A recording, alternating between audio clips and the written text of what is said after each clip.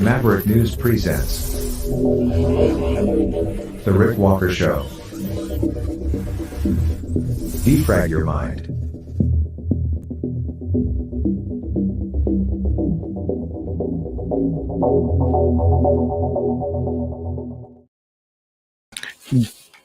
Good evening, Maverick family. Welcome back to the Maverick News Channel. Hello, new viewers from all over the place, wherever you might be tonight. If you are joining us from any Western country tonight, well, this show is for you because I'm gonna talk a fair bit tonight, just off the top of my head, about being backed into a corner here in the West. Going to talk about a no-win scenario. It brings to mind for me the Kobayashi Maru, Star Trek. Star Trek II, Wrath of Khan. Probably the best Star Trek film ever made. I believe it was written by Nick Myers. And it's very relevant. I think it it deals with a lot of the challenges that we are facing as a society right now. We're damned if we do, damned if we don't. It's like we can't make a right choice, and it all ties into colonialism. It ties into our history, which is being rewritten. It ties into patriotism. And of course, it ties into everything going on in Israel and Palestine.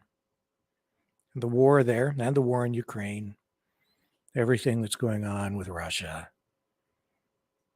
everything that is taking us closer and closer to a possible third world war, kinetic third world war. And it's absolutely relevant to the current version of the Third World War, which is being waged right now through information warfare.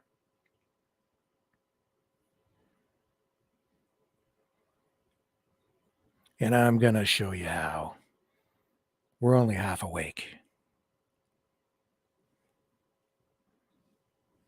That's what I'm going to try to get people to open the other eye. Show you how we're being lied to by political forces, political entities on all sides. They want your mind. You think you don't count. You think your vote doesn't count. It does. You count. You have the power. They're afraid of you. They're afraid of all of us. And they need us. They need each and every one of us. And if they can get us all to comply and to collectivize, conform. That's what they want. Conformity.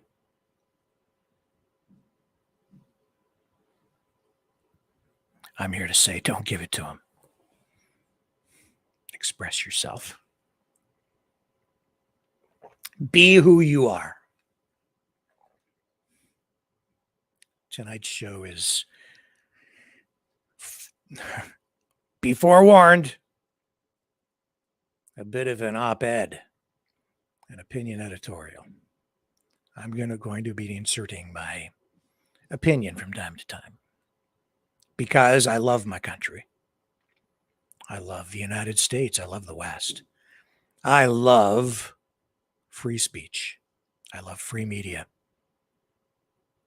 That's why I got involved in journalism at a very young age. I don't like the assault that I'm seeing on it, this relentless global assault on our freedoms. It's not just coming from within our own country, it's coming from external forces and from within. But we're still here. Don't know how. I don't know how we got through World War II and came out alive. I don't know how freedom managed to survive. But somehow it's alive and kicking, still there. I can hear the heartbeat. I can hear the breaths. It's breathing. It's still there. But man, it's under pressure. So many people want to tear it apart, tear it down, rip it apart at the seams.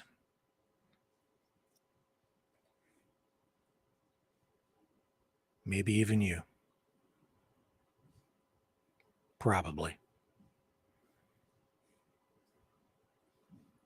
People don't understand what's going on. And no wonder. We are being subjected to a giant psyop.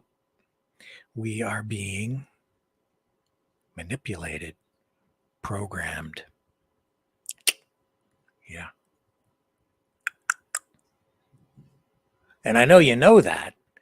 But the thing is, you never really know who's doing it to you. So I'm going to try and shed some light on that tonight. It's out there, the information to lead you down the right paths, but not down a damn rabbit hole. Try and stay real. I'll be right back, and we'll continue our quest for truth together. Because the truth will set us free.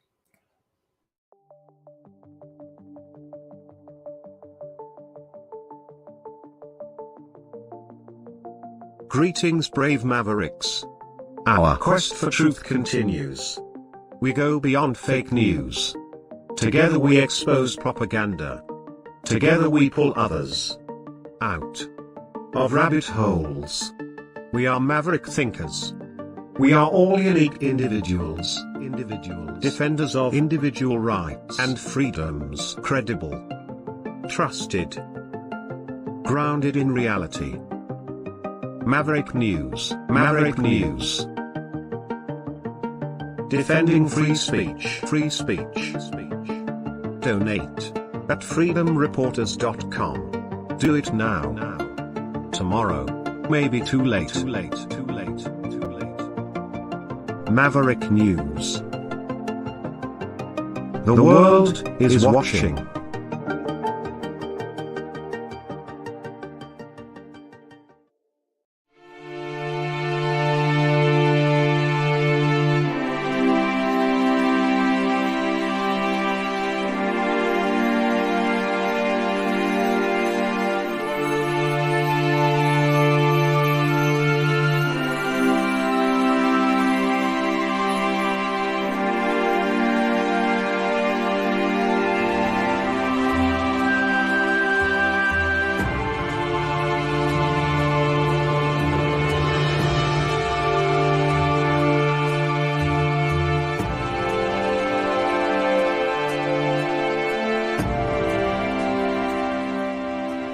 Maverick News. The world is watching.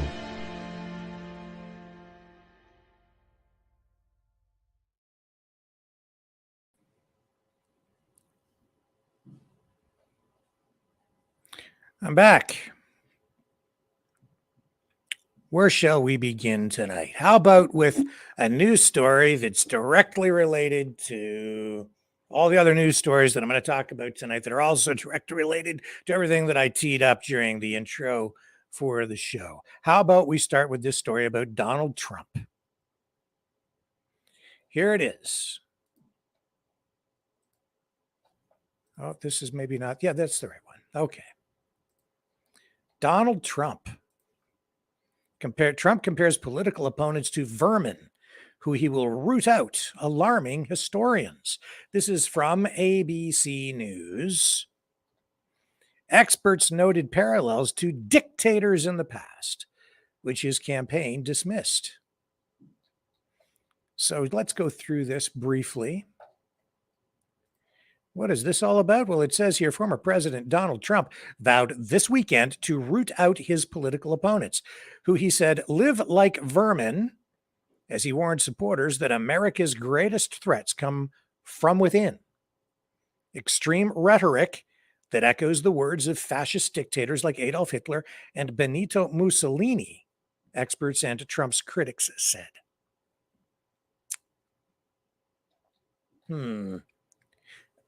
Well, okay. Let's continue, shall we? A Trump campaign spokesman dismissed the backlash to his speech at a Veterans Day rally in New Hampshire, but some historians said the parallels were alarming. It says to call your opponent vermin, to dehumanize them, is not to only open the door, but to walk through the door toward the most ghastly kinds of crimes. Writer and historian John Meacham said on MSNBC's Morning Joe.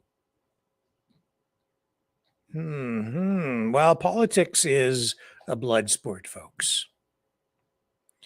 And it has become nastier and nastier in recent years. And yes, that kind of language does dehumanize your opponent. No question about it. Is it justified? Well, it's a blood sport. I don't know. I'm not sure that Trump is referring to things in exactly the same way as the media here is suggesting he is. But, I see rhetoric on the other side from the Biden regime that is equally toxic, equally as inflammatory. Remember that speech that Biden gave with the blood red background? It made it look like he was addressing America from the bowels of hell. And what did he talk about? Domestic terrorism. You. Yeah. He's afraid of you. Afraid of me. I'm not even there. I guess. I don't know. White domestic terrorists. That's what he's afraid of. And there has been a clear effort made, I think, to demonize people on, for lack of a better description, because everybody talks about it in this way. I don't subscribe to it, but people on the right. So that's what they're talking about here with Trump.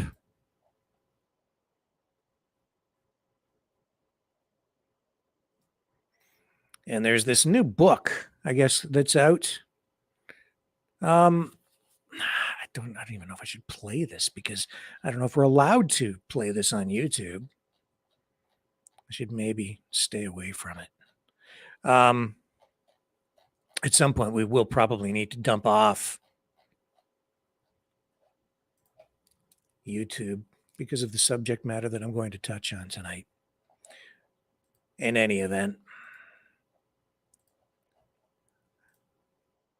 we'll roll a little bit of this, okay? Because it's ABC, it's mainstream. So I guess if they're going to ban us, they can ban ABC too, right?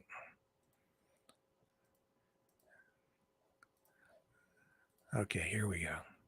Here's this report from ABC News. Let's bring it up. And we are learning more now about former President Trump's departure from the White House months after he left office. Trump apparently became fixated on the idea that he could return to the Oval Office before the next election. Yeah, you heard that right. That he could return to office before an election, even though he'd lost the last one. This is just part of what's in the new book, Tired of Winning, Donald Trump and the End of the Grand Old Party, from our chief Washington correspondent, Jonathan Karl, and resident Trump expert. So let's bring him in. There's the book cover, Jonathan. So This is a wow. This one that he was talking about. Reinstall me as president. Kick the guy who's in the White House out. I'm going to get back in. Was that for real? And how would such a thing work? Yeah, I mean, we know, we've talked ad nauseum, and the January 6th committee has looked into it. Jack Smith has looked into it, his efforts to overturn the election going into January 6th of 2021. But what I found out is that he became obsessed with this idea that even after he left the White House, he thought that Biden could literally be ejected, the election nullified, and him reinstalled. I had first seen this theory kind of in the far reaches of the web and QAnon associated places, conspiracy theorists, this idea that Trump was going to be reinstated. I mean, you may remember that at one point, Mike Lindell, the My Pillow guy who pushed so many conspiracy theories, actually came out and said it was going to happen on August 13th. It was very specific. August 13th came and went, and then he said it's going to happen in September, and then it's going to happen in Thanksgiving. Nobody paid attention because it was Mike Lindell. It was out there in nowhere's land. But I found out by talking to a number of people very close to Trump that he was entirely fixated on the idea, thought it really could happen. I recount in the book a situation where he pressured one of his most stalwart supporters, a congressman named Mo Brooks from Alabama, a guy that wore body armor to the rally on January 6th outside the White House. And he asked him to go out and publicly call for it. And Mo Brooks said no, he couldn't do it. It was unconstitutional. And Trump, as a result, cut ties with him. And Mo Brooks is now a former member of Congress. He's been exiled from the Republican Party because Trump split from him. Really an outlandish idea. And just to, Terry, you have to really read the full account to understand. But basically, he was watching that. Remember the Cyber Ninjas audit in Arizona where they were recounting every ballot by hand, looking to see if there was Chinese bamboo in the ballots to show that stuff had been trucked in from China. And it ended up turning out that there was no fraud in Arizona. But he thought he was watching that on closed circuit TV, I found out. Virtually every day, so tracking it. Obviously, this guy doesn't like Trump. There is some stuff to take away from all of that, though, and that is, I think, the most important thing is that there is an ongoing effort by, I would say, political forces on multiple sides to undermine confidence and trust in public institutions. Now, I have my views on what happened with that election. I'm sure you have views probably very much in alignment with mine too. That in itself contributes to what I'm talking about here right now. Bad things happen. People lose trust and confidence in their system. That's largely what is kind of going on in our society. And I've been saying for a number of nights now that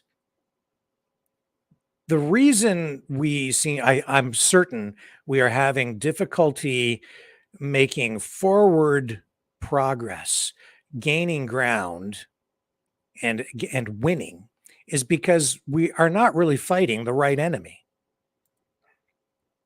One of the have you heard of Saul Alinsky? Rules for Radicals, who says, as one of the rules, whatever you're doing, blame it on your opponent. Whatever you do, blame on your opponent. So if you're, I don't know, torching cars in the streets after you've set them on fire, and even if you've been seen doing it, you say, "Oh no, it wasn't me. It was them, or it was you. You did it." Why do I bring this up? Yuri Bezmenov. Let's start there.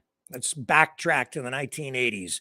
Former KGB agent, defected, came to North America, lived in Canada and the United States, and gave a series of lectures and interviews in the 80s exposing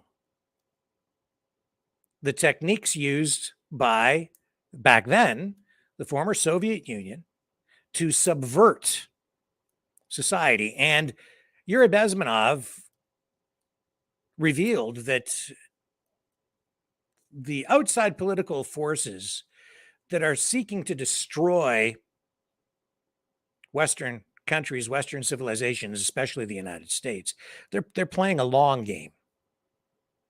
They were at it for decades, using information warfare, psychological techniques, even back then. Yuri Bezmenov probably does the very best job I've come across of explaining how this stuff works. And even though it's about what he talked about was back in the 1980s, everything he says, all of the techniques, once you learn what they are, you can see that they're being employed today. But they're being employed using this tool that we're on right now, social media, the internet, and it amplifies the impact. It makes it much more effective, and the techniques they're using now are more sophisticated than ever. But the objectives, the techniques are all still based on the same things that Yuri Bezmenov spoke of back in the 1980s. And I'm not pointing my finger specifically, or only, I should say, at Russia. Every country is involved in this. And the problem I think that we are running into here in North America is that part of the PSYOP is to convince people that all of the problems that we're experiencing are the result of our institutions and our governments. What we're not picking up on is that the people who run our governments, the bureaucrats and some of the politicians, yes, they are either corrupted or they're being misdirected through misinformation and information warfare themselves. Because you need to remember that the information warfare is coming at us not from one side, but from multiple sides, and they're doing it to all of us, whether you're on the left or the right. They're driving people crazy. And I'll show you what I mean by that in a moment. But first, let's listen to this clip from Yuri Bezmenov back in the 1980s.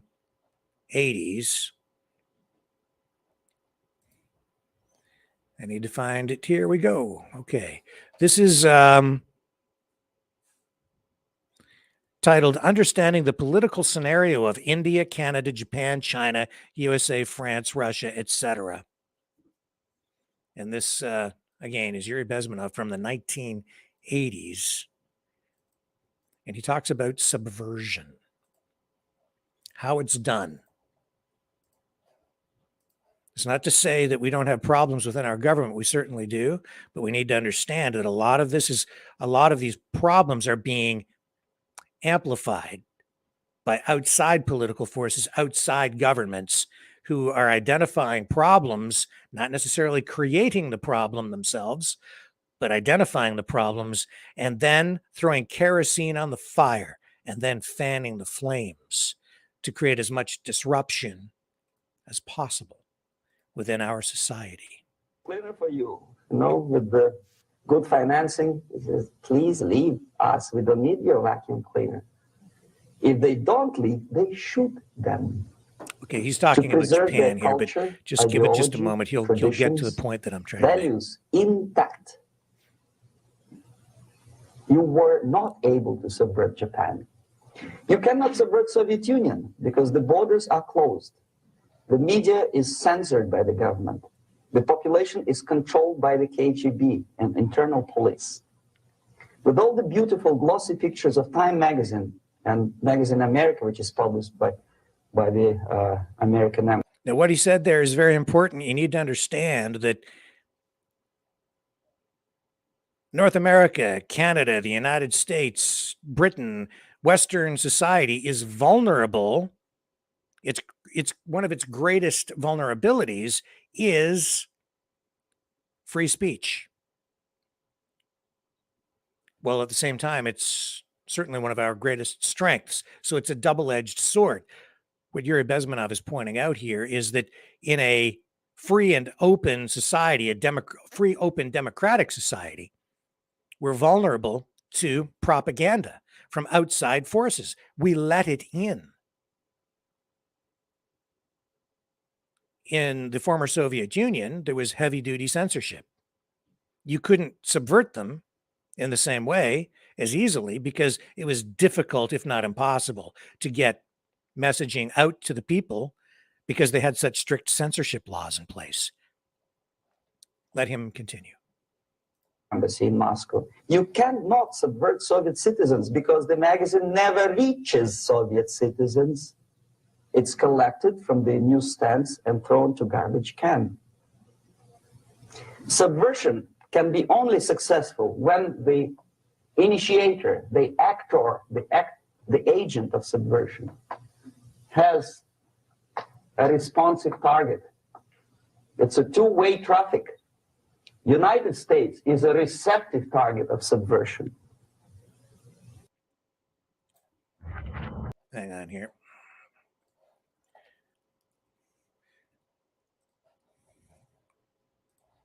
There's no response similar to that one from United States to the Soviet Union. It stops halfway somewhere. It never reaches here. The theory of subversion goes all the way back 2,500 years ago. The first human being who formulated the tactics of subversion was a Chinese philosopher by the name of Sun Tzu.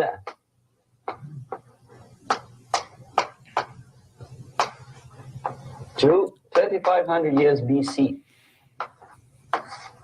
He was an advisor for several imperial courts in ancient China. And he said, after long meditation, that to implement state policy in a warlike manner, it's the most counterproductive, barbaric, and inefficient to fight on a battlefield. You know that war is continuation of state policy, right? So if you want successfully to implement your state policy and you start fighting, this is the most idiotic way to do it. The highest art of warfare is not to fight at all,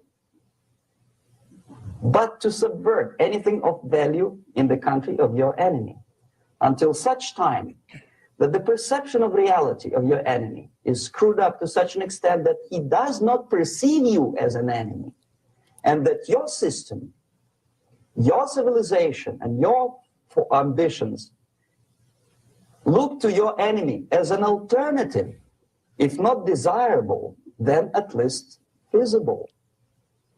Better red than dead. That's the ultimate purpose, the final stage of subversion, after which you can simply take your enemy without a single shot being fired, if the subversion is successful. This is basically what subversion is. As you see, not a single mentioning of blowing up bridges. Of course, Sun Tzu didn't know about blowing up bridges. Maybe there were not that many bridges at that time.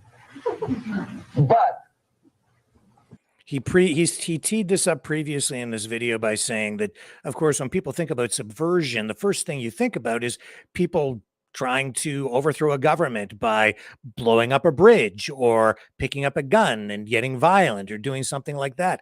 But no, he's pointing out here that in modern warfare, this goes back 2,000 years.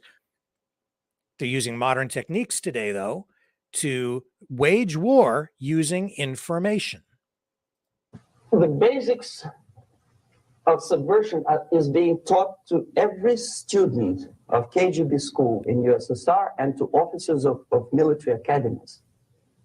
I'm not sure if the same author is included in the list of reading for American officers. to say nothing about ordinary students of political science. I had difficulty to find the translation of Sun Tzu in the library of a university in Toronto and later on here in Los Angeles. But it's a book which is not available. It is forced to every student in USSR. Every student who is taught to be dealing further in his future career with foreigners.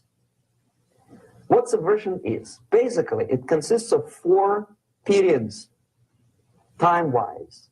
If we start from here and go this way, time, right? This is the beginning point. The first stage of subversion is the process which is called, basically, demoralization. It says for itself what it is.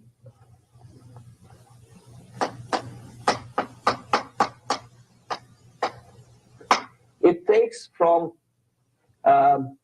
say, 15 to 20 years to demoralize a society. Why 15 or 20 years? 15 to 20 This is the time sufficient to educate one generation of students or children. One generation, one lifetime span of a person, a human being, which is dedicated to study, to shaping up the outlook, ideology, personality. No more, no less. Usually it takes from 15 to 20 years. What it includes? It includes influencing, or by various methods, infiltration, propaganda methods, direct contacts, doesn't really matter. I will describe them later. Of various areas where public opinion is formulated or shaped. Religion, educational system, social life, administration, law enforcement system, military, of course, and labor and employer relations, economy, okay? 5 areas. I will not write them down because we'll not have enough space. I'm going to make a bold statement and say that doing a TEDx. Okay, so pull this down. Bring a little bit more. Sometimes when I describe all the methods, students ask me question, are you sure this is the result of the Soviet influence? Not necessarily. You see, the tactic of subversion, about which I'm talking, is similar to the martial art, the Japanese martial art. If some of you are familiar with that tactic, probably you will remember that if an enemy is bigger and heavier than yourself, it would be very painful to resist his direct strike. If a heavier person wants to strike me in the face, it would be very naive and counterproductive to stop his blow. The Chinese and Japanese judo art tells us what to do. First, to avoid the strike, then to grab the fist and continue his movement in the direction where it was before, right? Until the enemy crashes in the wall. You see? So what happens here? The target country obviously does something wrong. If it's a free democratic society, there are many different movements within the society. There are obviously, in every society, there are people who are against this society. They may be simple criminals, ideologically in disagreement with the state policy, conscientious enemies, simply psychotic personalities who are against anything, right? And finally, there are a small group of agents of a foreign nation, bought, subverted, recruited, right? The moment all these movements will be directed in one direction, right? This is the time to catch that movement and to continue it until the movement forces the whole society into collapse, into crisis, right? So that's exactly the martial art tactic. We don't stop an enemy. We let him go. We help him to go in the direction we want them to go, okay? So, on the stage of demoralization, obviously there are tendencies in each society, in each country, which are going to opposite direction from the basic moral values and principles. To take advantage of these movements, to capitalize on them, is the main purpose of the originator of subversion. So we have religion, we have education, we have social life, we have power structure, we have labor relations, unions, and finally we have law and order. 1, 2, 3, 4, 5, 6. Okay? These are the areas of application of subversion. What it means exactly? In case of religion, destroy it, ridicule it, replace it with various sects, cults, which bring people's attention, faith, whether it is naive, primitive, doesn't really matter. As long as the basically accepted religious dogma is being slowly eroded and taken away from the supreme purpose of religion, to keep people in touch with the supreme being, that serves the purpose. I ask you this. Have we seen these things happening? I say yes, for quite some time. What have we seen over the last 2 or 3 years? We've seen churches being burned in Canada, many of them. And who really has the power? Is it the people that we're told have privilege? When those churches were being burned, there was some coverage, but you and I both know that a lot of that information was being suppressed. The people affected directly in those communities were even afraid to talk about it with the media for fear of pushback, repercussions. This is a story from the Toronto Sun back in July of 2021, talking about churches being burned.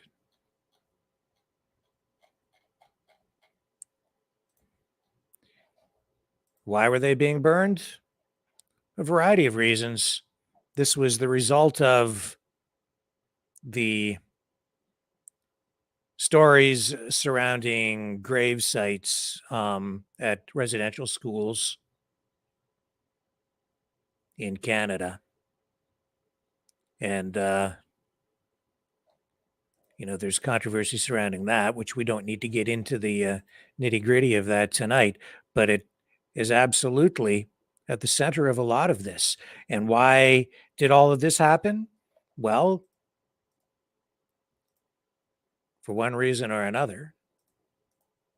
Well, let me just highlight this for you. The 1619 Project. What is that? That is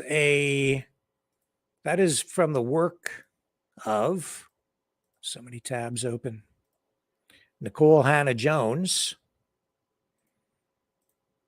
And I'll show you who she is if you're not familiar. People even now are saying, they can't understand, why people are taking the positions they're taking, especially on this issue of Israel-Palestine, Hamas. And it can really be tied directly back to this, Nicole Hannah-Jones. Nicole Sherry Hannah-Jones, Wikipedia says here, is an American investigative journalist known for her coverage of civil rights in the United States. She joined the New York Times as a staff writer in April 2015, was awarded a MacArthur Fellowship in 2017, and won the Pulitzer Prize for commentary in 2020 for her work on the 1619 Project. Hannah-Jones is the inaugural Knight Chair in Race and Journalism at the Harvard University School of Communications, where she also founded the Center for Journalism and Democracy. Hannah-Jones, born in Waterloo, Iowa, talks about her career working for the New York Times, which I would argue in many respects is a publication, a newspaper that for decades has worked against the best interests of the United States of America. And here it talks about the 1619 Project. In 2019, Hannah Jones launched a project to fundamentally change the way slavery in the United States was viewed. In other words, let's rewrite history.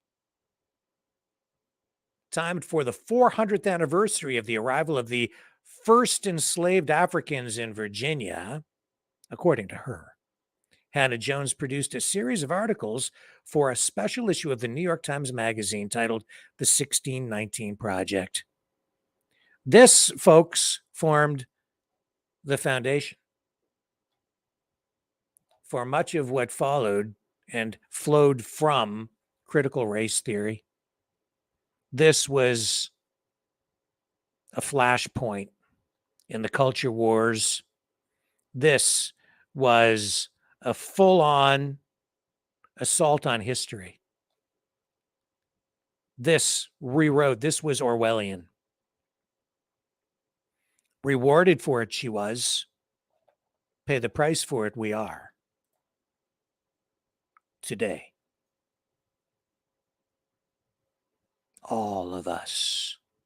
Indeed, that piece of work for which she was so robustly rewarded is set off, I would say, a nuclear bomb within American culture, Western culture, Western society that has done, in my opinion, more damage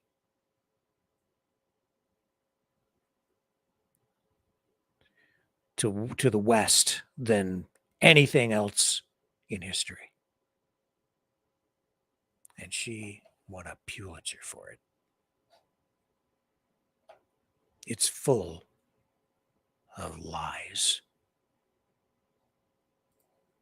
misinformation, that's just a lie. I believe in free speech. I hold it dear. And even if I disagree with someone, I'll defend their right to have another opinion on something or to convey information in a different way. But I submit to you tonight that there is a difference between free speech and malicious speech, weaponized speech. There's a difference between advertising and fraud. You can advertise a car for sale, but if you do a bait and switch, it's fraud. If you advertise a Ford Mustang, a brand new one, and then substitute a 1972 Ford Pinto with no engine in it when the guy comes to pick up the car after purchasing it or when it's delivered, it's fraud. And that's the equivalent of malicious speech and rewritten history when it's not truthful. In my view, what she's peddling is not true. There may be some facts in there, but it's deception. And we are paying the price for it today. There is another view on what the 1619 Project has done. And here's the alternative point of view from the Heritage Foundation. The 1619 Project asserts that the United States didn't get its beginning in 1776, that it really was started in 1619 with the first slaves arriving. So the entire country, the history, of course, everything is something it's something we need to be ashamed of, really, is what it comes down to. So it tears at the fabric of the nation. Here's the alternative point of view, which doesn't get nearly as much play these days. There are those who claim America's true founding was in the year 1619, when African slaves were forced across the Middle Passage to come to the New World. They claim that America is rooted in oppression and racism. These are the claims of the 1619 Project. But the true founding of America happened in 1776, when a group of rebels fought for independence from the British and built America with one idea in mind: freedom for all. Our founding fathers saw the future, a world without slavery. But America did not start out this way, as some were not free. Sadly for America, some refused to embrace the idea of freedom for all. They thwarted laws prohibiting the importation of slaves, laws intended to end slavery in America once and for all, and would have certainly preserved the barbaric institution of slavery forever. A civil war was declared. Over 300,000 white men fought alongside 36,000 of their black brothers, and all made the ultimate sacrifice, giving their lives to end slavery. Proponents of the 1619 Project refused to acknowledge this history. After the Civil War, America remained a divided nation, flawed, but now free to all. Reconstruction laid the framework for what many blacks might have considered an unimaginable future, and it began with over 15,000 blacks being elected to office. By the turn of the 20th century, America began to experience an awakening as black culture was sewn in the fabric of the nation. The lines began to blur between black and white. Black culture slowly infused with American culture. Still, the struggle continued. Hate groups like the KKK continued oppressing blacks. Laws were passed to prevent blacks from gaining the true American dream. Undaunted, America marched steadfastly toward its great vision, a vision enshrined in the nation's Constitution. I have a dream that one day this nation will rise up, live out the true meaning of its creed. The dream, mentioned by Reverend King, would eventually be embraced by all. The entire country lauded sports legends like Jesse Owens and Joe Louis to destroy the idea of Hitler's white nationalism. Many other blacks destroyed racist and bigoted stereotypes as black engineers, scientists, doctors, judges, scholars, authors, playwrights, poets, and entertainers became mainstream to the American culture. Why would anyone want to destroy such a legacy? A legacy of overcoming adversity to form one nation under God, one unhyphenated America.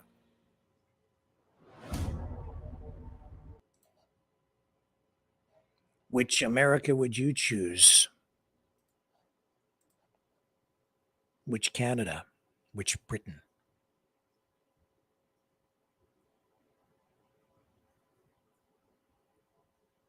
It seems the choice is before us now.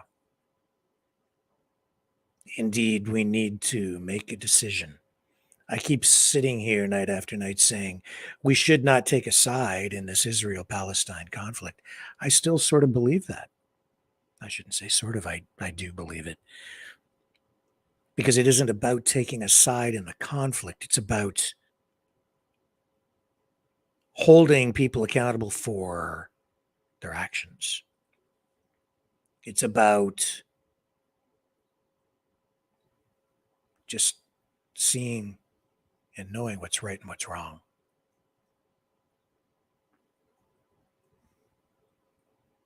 Same thing here. What's true? What isn't? What's good? What's bad? What leads to peace? What leads to conflict? I'll tell you this, the 1619 Project leads to conflict, friction, and yes, even violence. We've seen it in our streets. It's not very patriotic. at all. It has been subversive. It's a problem. It dismisses some history, it selects certain aspects of history that are negative, and amplifies that negativity, and in some cases just outright rewrites some of the history and creates actual lies, in my opinion. And I think the facts support that. And who's doing this? Is it just the author of the 1619 Project? I submit to you that it is not. It's a lot of people, some of them domestic, some of them foreign, working against the West to tear it down. Just as Yuri Bezmenov said, you have a mix of people within our society, whether they're criminals, anarchists, political agitators, people who just like to go out and protest no matter what. Doesn't even really matter what cause it is. They'll just flip and flop, and you're seeing a lot of that right now.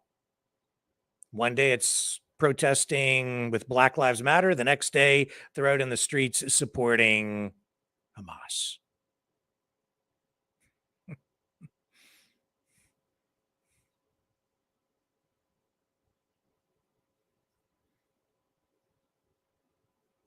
And am I just making stuff up or just speculating on foreign influence? No. Let me show you that there is actual military intelligence, consulting firms that provide government and political entities with information about this kind of information warfare.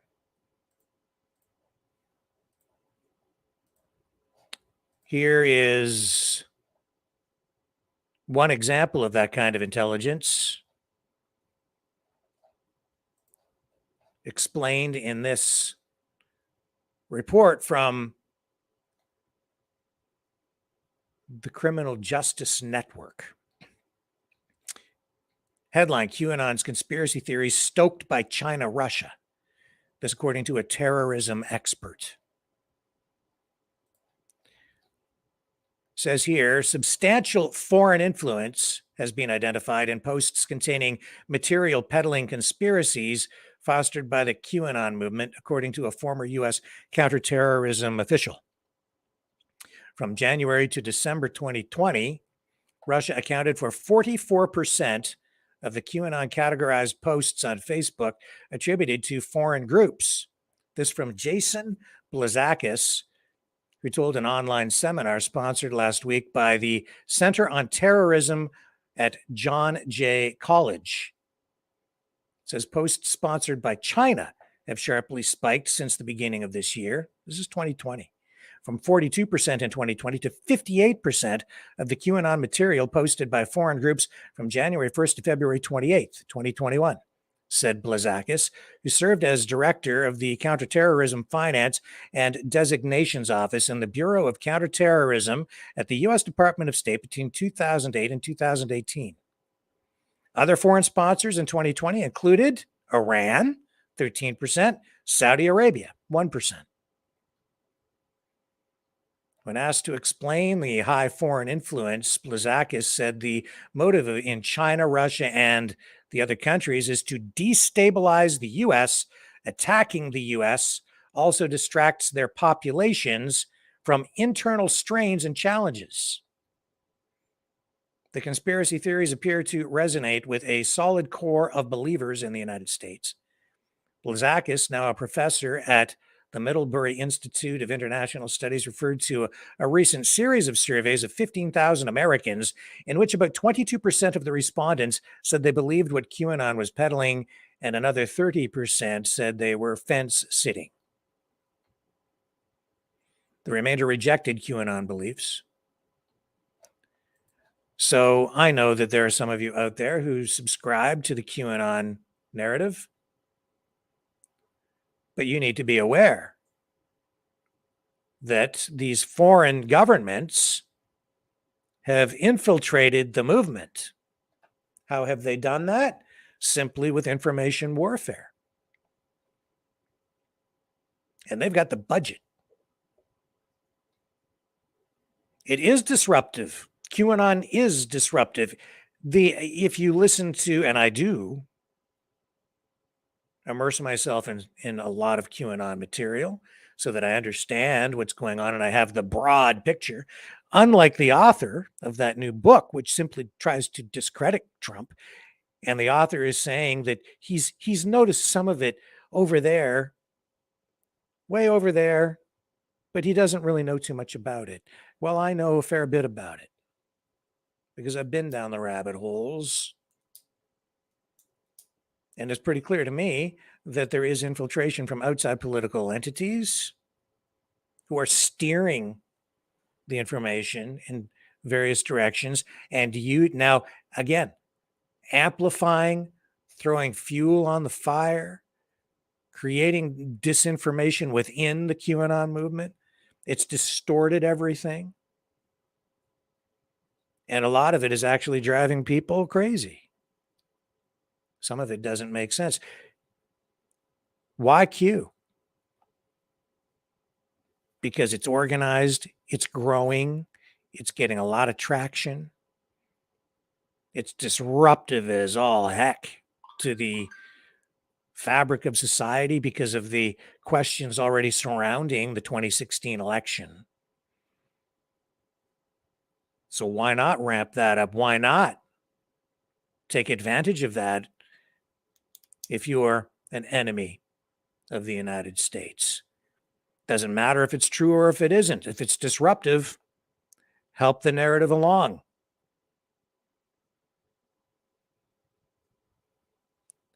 Throw kerosene on the QAnon fire and watch it burn. And then add other information in there by creating online videos to help it, and then even amplify it and take it into even areas that are completely nuts. In the end, the objective is to destroy, to disrupt, not just the nation state of the United States, but also you, the very people carrying the message forward. It's pretty sick and twisted, but it is being done even as we speak. And it is not being done just to people within the QAnon movement. No, this is being done to people in all kinds of different, shall we call them, categories. And how convenient is that? Because our own people, or maybe they have been directly involved, I think, in ramping up identity politics, dividing us, and then helping to feed the narratives that fuel the division. Our own government's doing it. Outside entities are doing it. People who simply within our own society who want power are doing it. And all the time, because people really like to try to think of things in terms of black and white, up and down, good versus evil. They can't see the subtleties. They can't see the grays. Everything's a gray area, folks. Life, reality is not black and white. Everything is gray. Everything.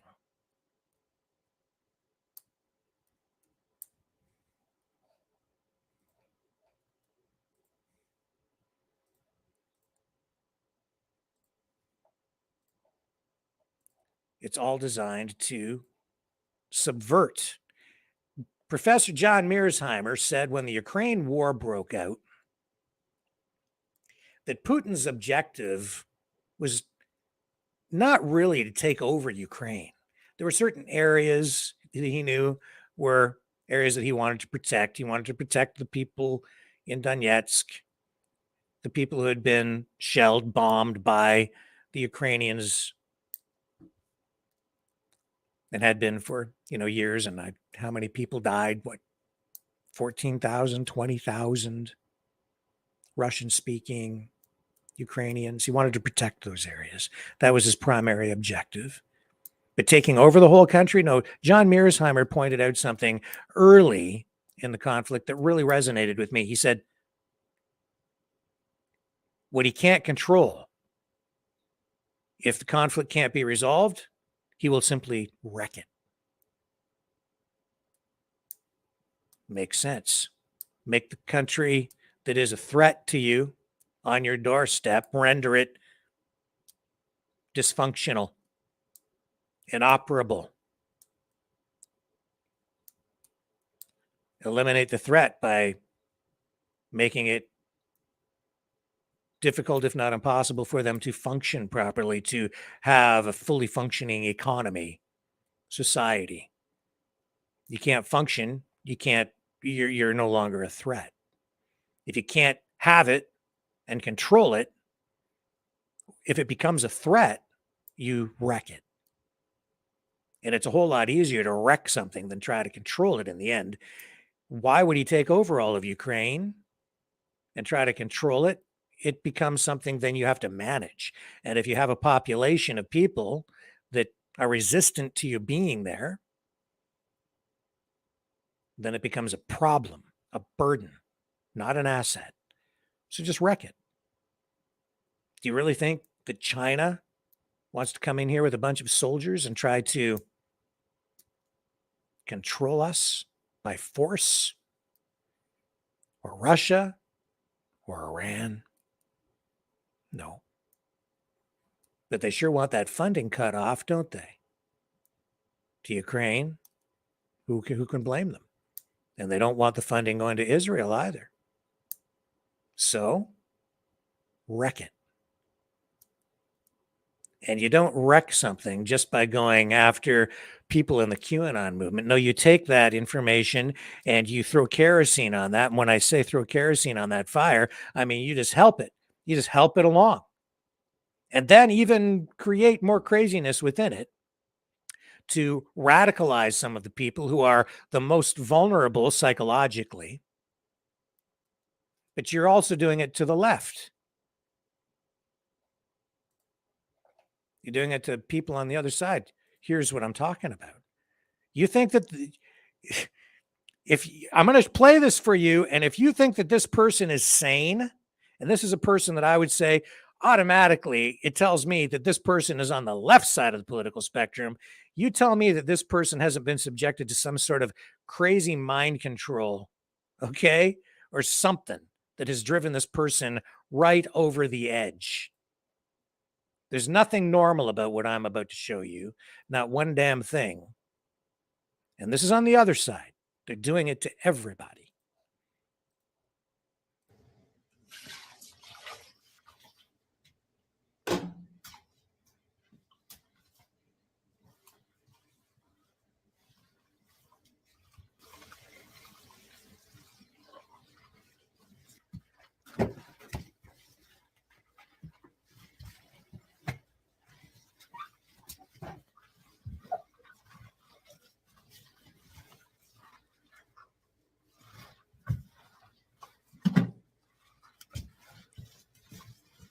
Pig makeup and a pig nose rolling around in mud on the floor in the bathroom.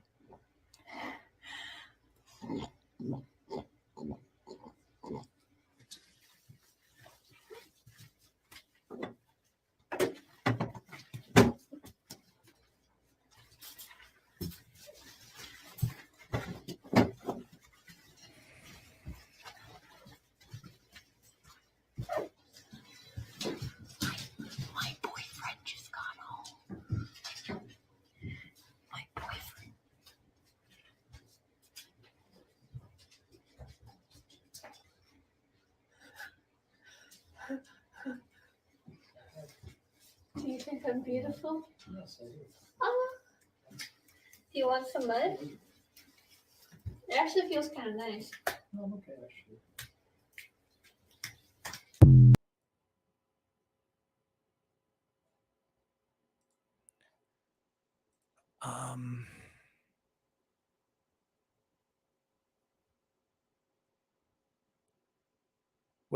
What's being done to people is cruel.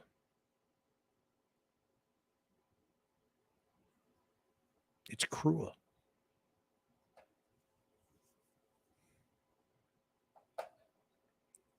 The gunman in Colorado.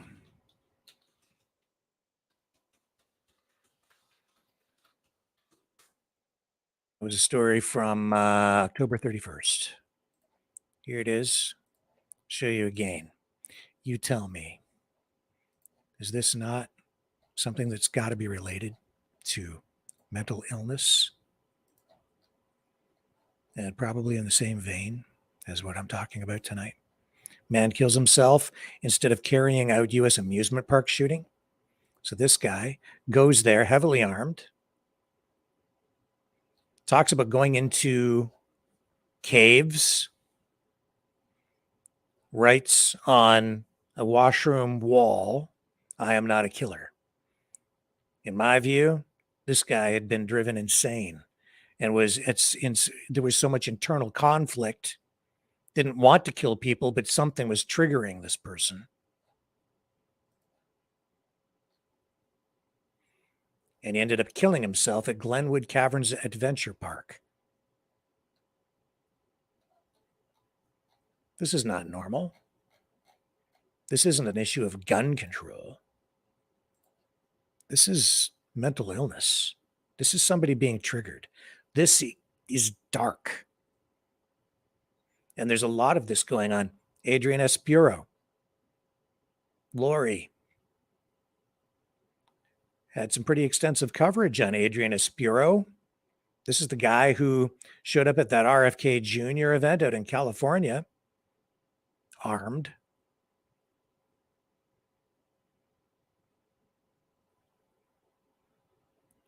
RFK Jr., Robert F. Kennedy Jr. Note the name.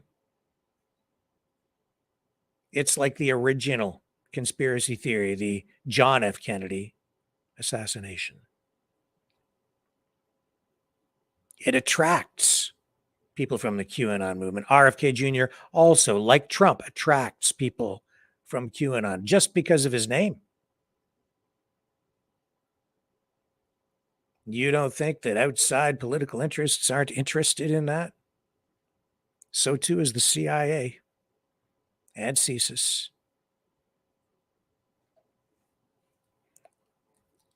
But who is the real villain? Well, it seems like everybody wants to tear down our government, tear down the United States, tear down Canada. Everybody I talk to, everything I hear, all the blame is laid at the feet of our government, at the feet of the CIA, at the feet of CSIS in Canada, at the feet of Justin Trudeau.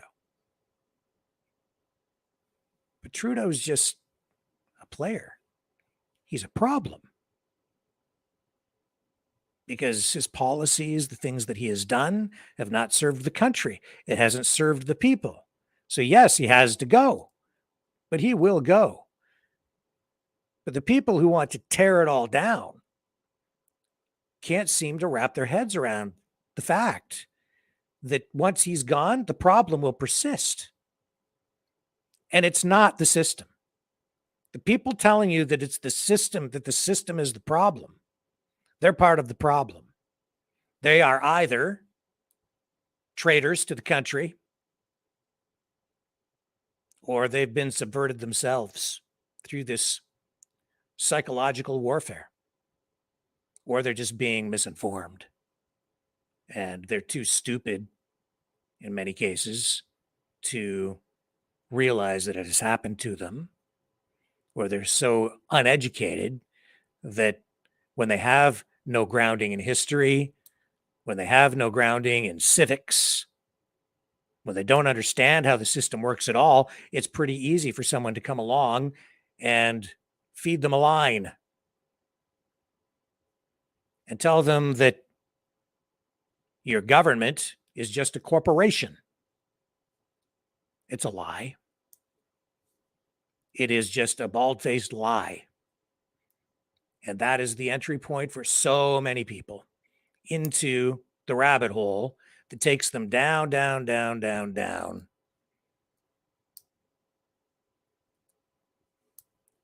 And it is a disservice that is being done to people across our nations. Canada is a sovereign state. The federal government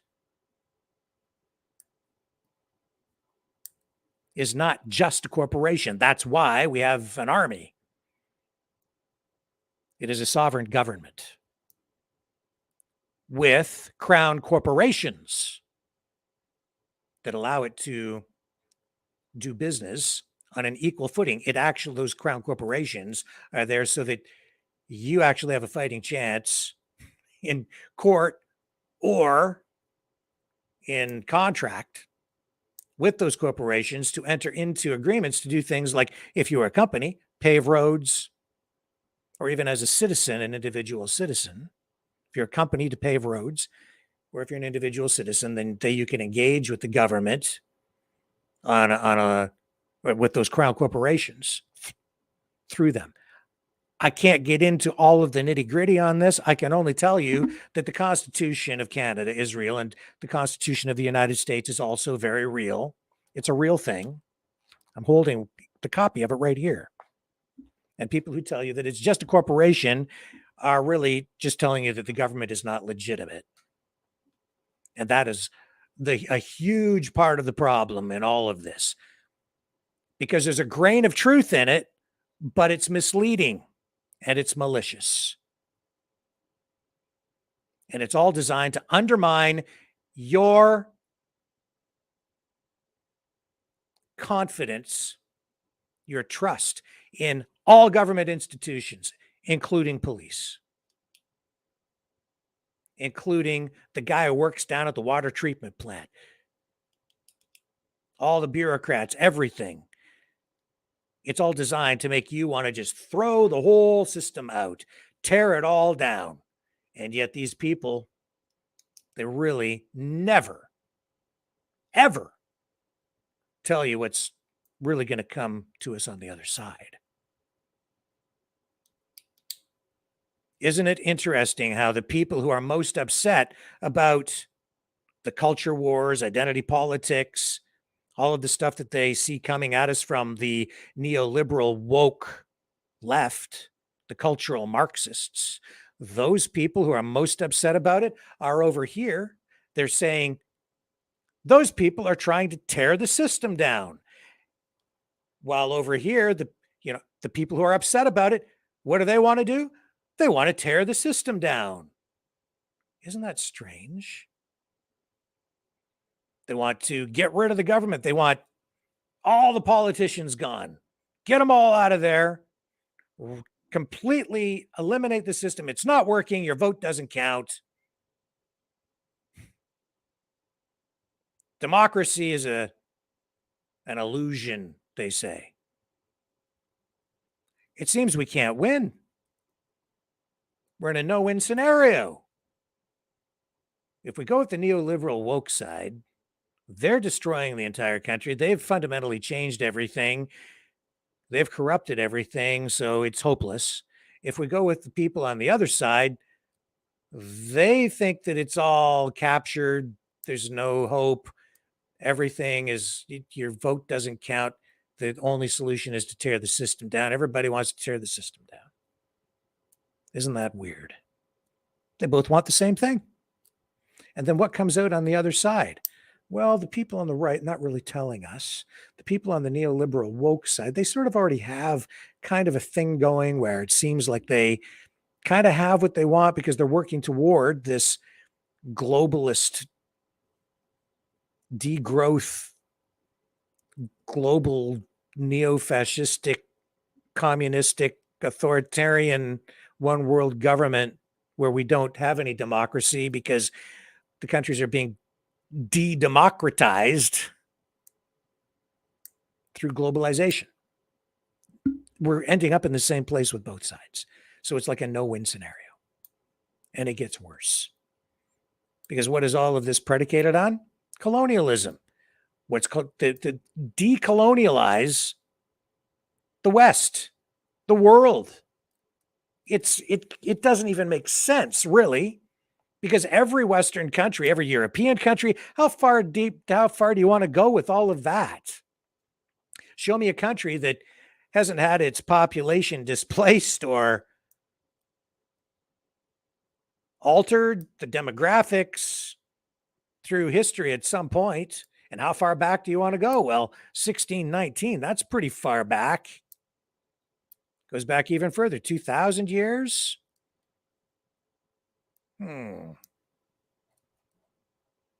This is a big problem and very disruptive, these stories, these tales that are being spun these days. And it all ties right into this Israel-Palestine conflict. Colonization. Same argument from nation to nation to nation to nation. And it's getting people out into the streets to protest like heck. Douglas Murray. Academic. Smart guy.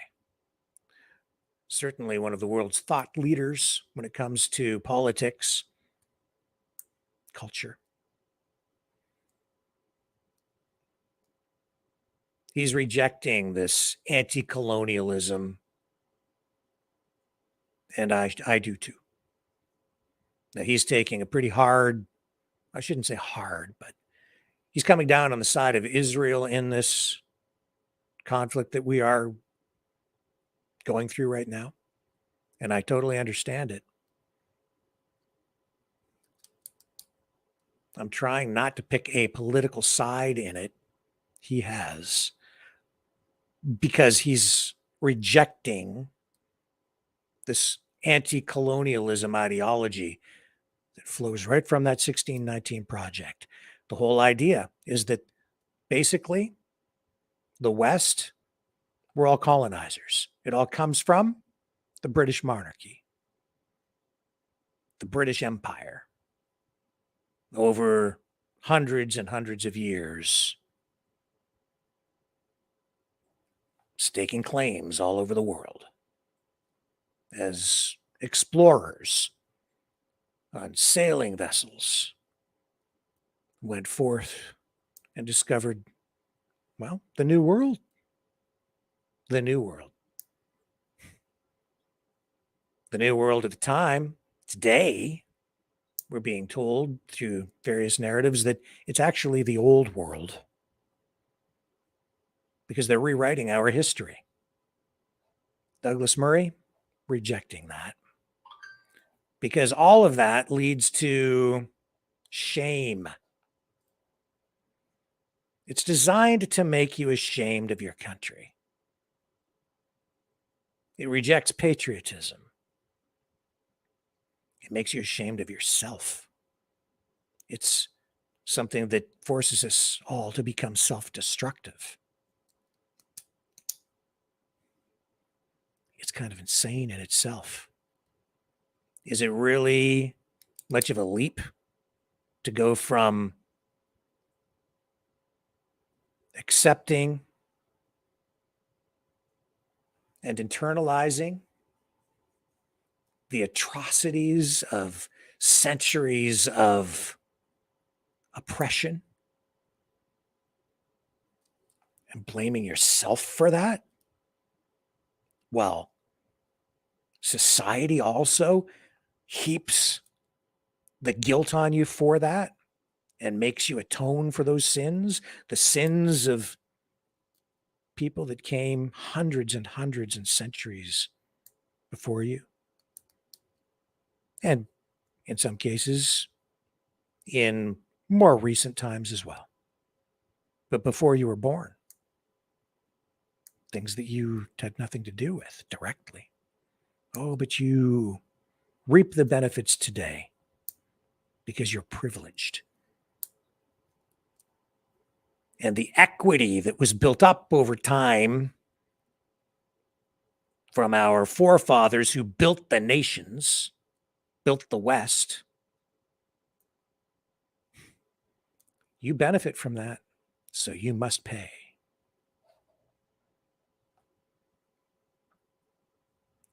But the anti-colonizations, the people who want to decolonize everything, they want to take it to extremes. They want, that's saying it lightly, they want us all to leave. They want to decolonize the United States. They want to decolonize Israel. This will not end well if we continue to let this ideology dominate discussion and the politics of today, identity politics. Here's Douglas Murray on the Carolyn Glick Show. What I just saw in Israel is terrifying. And I see it happening here too.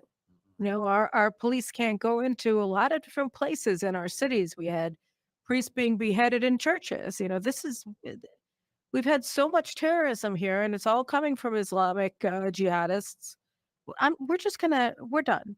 You know, if you even remotely support jihad, we're gonna throw you out. Well, of course. what would happen? Well, How long would it take for him to be killed? I mean, what would? I mean, that's what I would do, because I think that's what you have to do. I think that you can't tolerate this. You can't tolerate terrorism, and this is what, unfortunately, France has suffered so much in recent years.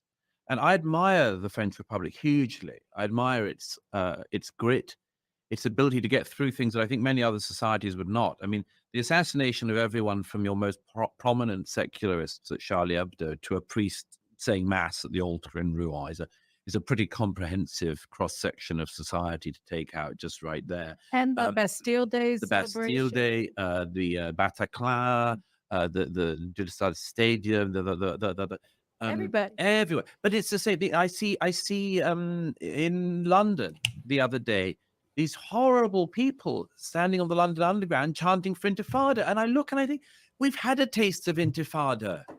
Exactly, trains like this were blown up in 2005 by suicide bombers. We had Intifada. So what would happen? We had Intifada when this horrible young man of Libyan descent at the age of 22 goes into the Ariana Grande concert at Manchester Arena in 2017 and blows up 23 young women for going to a pop concert. We've had a taste of this. We don't want any more of that. I beg European leaders to recognize that at some point they have to say that. We've had enough of that taste. And if you want more of that, you have to go. We imprison you or you have to leave. And Macron, the problem that he has is, you know, he banned protests at the beginning of all of this. Right, he really went down. Protests happen. Right. Now, what does that tell you? You're losing control of the streets, or you've lost control of the streets. Same thing in Britain. Somebody I know went over to the Metropolitan Police the other day in Trafalgar Square, one of the protests, and said, "How can I report a hate crime?" And the officer said, well, I mean, you know, and he said, because there's great big hate crime happening over there. Why don't you arrest them all? And the officer of the Metropolitan Police said, "We're outnumbered." Now, if that is their attitude, we just have so much hell coming our way, because we can't have that as our attitude. It can't be that we just play this who's the biggest thug game, because that can spiral in any direction. But you know, you and I have written about this for years, other people have, and, you know, you see things happen and you think maybe this will shift opinion, and, you know, you discover that we're wildly able to absorb utter atrocities on a regular basis and memory hold them. You know, it's 18 months since a British MP was massacred in his constituency office in Britain by an Islamist. And we have, this was one, MPs do not get assassinated very often. in the UK, thank God. And this is highly unusual. And it's already forgotten about. And his colleagues, their debate in his memory a couple of days later, memory hold they said they talked about him as if he died of natural causes. Well, I've said many times they all let down their colleague. They didn't honor him. They let him down. They should have said, we need to face up to the ideology that killed him. So is it cowardice? There's a lot of cowardice. There's a lot of fear around, a lot of fear in the atmosphere. But, I think that people are going to have to accept that, as many people have said before, you have to man up, straighten your back, get ready, and don't die on your knees. It was really interesting. I think I've told this story before. I don't know. After 9/11, I was on one of the first flights out to the States, and I made my way to Washington. And I was sitting with an old friend at a bar. And it was just like a week or so after 9/11. We're in an Irish pub. And all of these men are talking, and they're saying, one of them, they start talking about how the Israelis got it right, and I wanted to say something. My friend said to me, "Shh, be quiet." And I said, "Why? Look, they're pro-Israel. Look, they're standing there." And he said, "Shh." So I waited. And then the leader said, "Oh, but those Jews." And then he started in and attacking Israel. And I don't even remember what it was that he said, but it was just this raging anti-Semitic thing. And then everybody who had stood up and said, Israel has it right, just said, "Oh, okay." And I said, "Whoa, good thing I listened to you."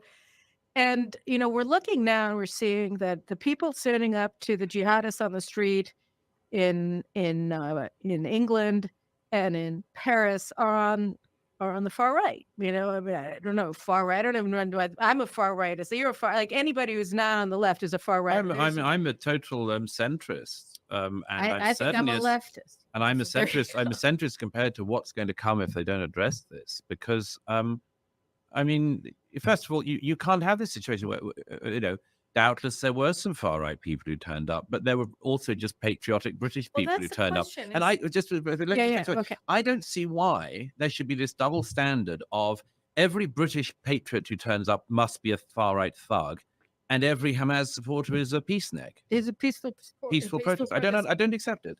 Well, you shouldn't, because it's a lie. But the thing is that I'm wondering, I saw this BBC report that said that there's going to be a pro-Israel demonstration in Paris, I don't know, next Sunday, sometime soon. And that Mélenchon, the head of the left party, said he would definitely not come. Of course not. No. And Marine Le Pen said she's definitely coming. But they don't want Le Pen. I don't know who they is, and I don't know what one. They won't want Le Pen. Well, she wants to come. Of course. It's a classic European dilemma. Right. So here's the question that I wanted to ask you. Is this a bear hug from the right? I mean, how do you look at they understand that there's a connection between Israel's fate and the fate of France, the fate of England, the fate of, I don't know, Holland or wherever have you, or Germany with the AfD and all that. Who are these people? I mean, are we supposed to be as frightened of them as we are, or frightened of them? I mean, I'm frightened from every direction. I dislike intensely the Vichyite strain that remains in a bit of French politics. I would want to be nowhere near it. It's not my politics.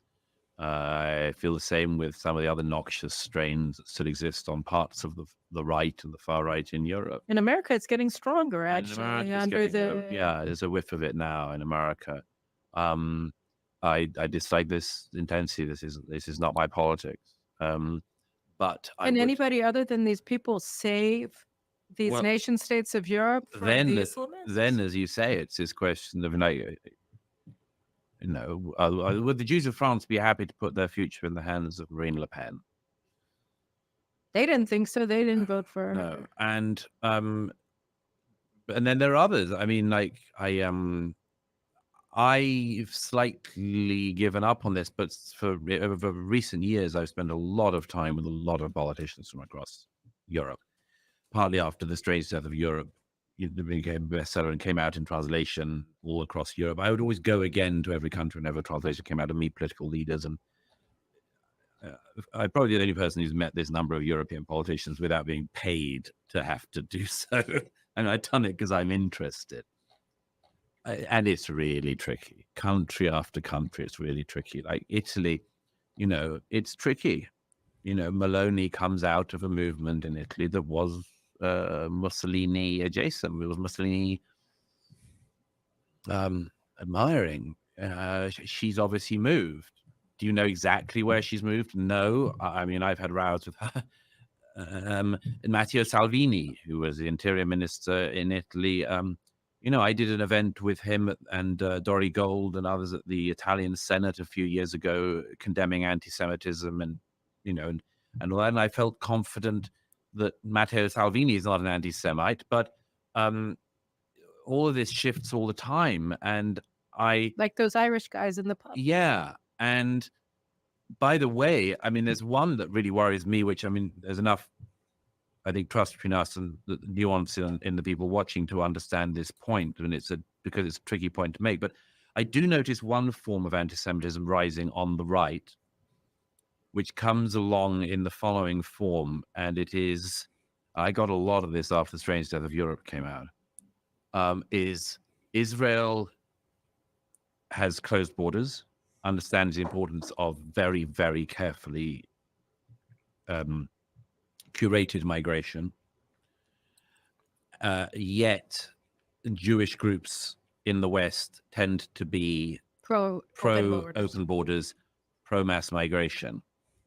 And I find this a genuinely terrifying crossroads, because that I mean, you hear it all the time in America. Yeah. It's bad. It's bad. It's almost certain that any Jewish group in America, in order to keep its liberal credentials, will be talking about the importance of open borders, or, in bringing in the dispossessed of the world. And it only needs somebody to say that doesn't seem to be what Israel's doing, to grow a form of noxious new anti-Semitism on the right. And I fear that coming. And I have said that to people, and I don't see many people listening, but I'll keep saying it anyway. Well, I couldn't agree with you more. And I just want to end this by talking about faith, really. I mean, the first time that I saw you was during first time we met. I don't remember the circumstances. Maybe we were at a conference together. I don't remember. But you came to Israel with Ayaan Hirsi Ali around 2000, somewhere between 2000 and 2002, about the same time that Yoshka Fisher made that indelible impression on me with his demography issues. And you guys came, and I think at that time, Ayaan had written Infidel. Okay, so and it was an amazing book. Douglas Murray and Glick, they're wrestling with whether the West is dying, whether we are dying, if our society is dying.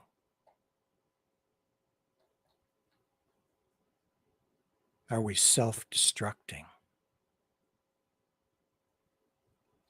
And if so, why? Our search for answers will continue after this. Hello, world. Are you awake?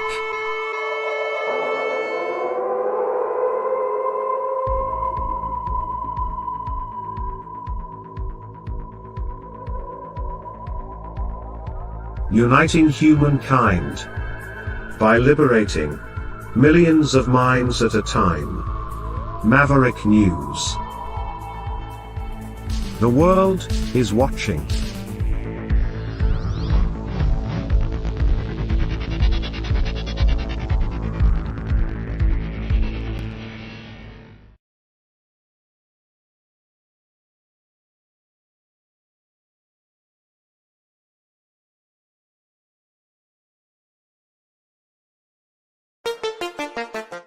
The New World Order. Government overreach. The Great Reset. Mainstream media lies. Now more than ever, independent voices are needed. Donate now at freedomreporters.com. That's freedomreporters.com. Maverick News. The antivirus program for your mind.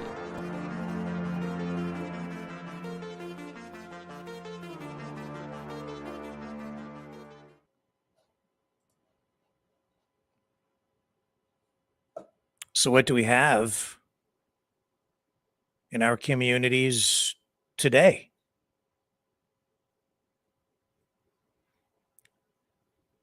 We still have some peace, some order, and some functional but not necessarily good government. And in the United States, I think we still have some freedom. And a little bit in Canada too.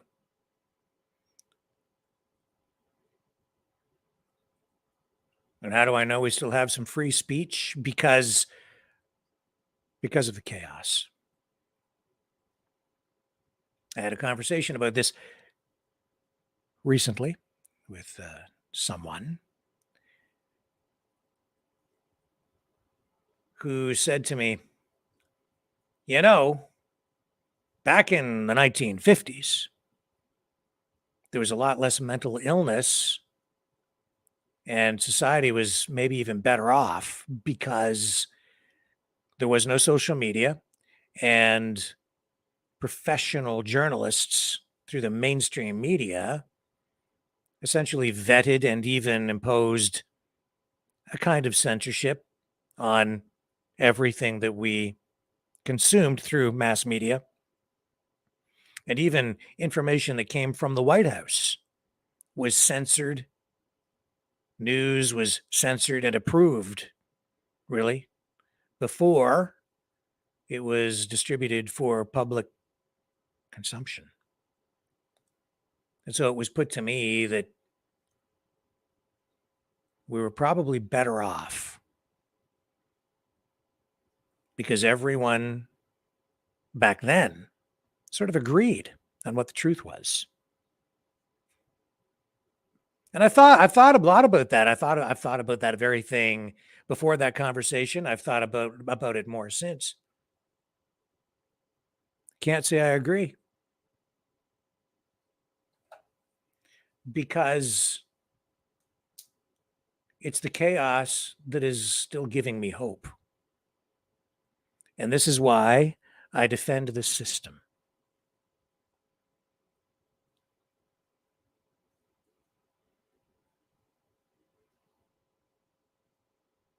Right now, if you have an alternative point of view, even if you have a point of view like I do, that maybe is not good for the government, the governing party, you're allowed to express yourself. I can sit here and say Justin Trudeau is the worst prime minister in Canadian history. Police will not show up at my door. I will not be taken to jail. I will not be incarcerated. I am proof of that because I've said that many times while sitting in this chair.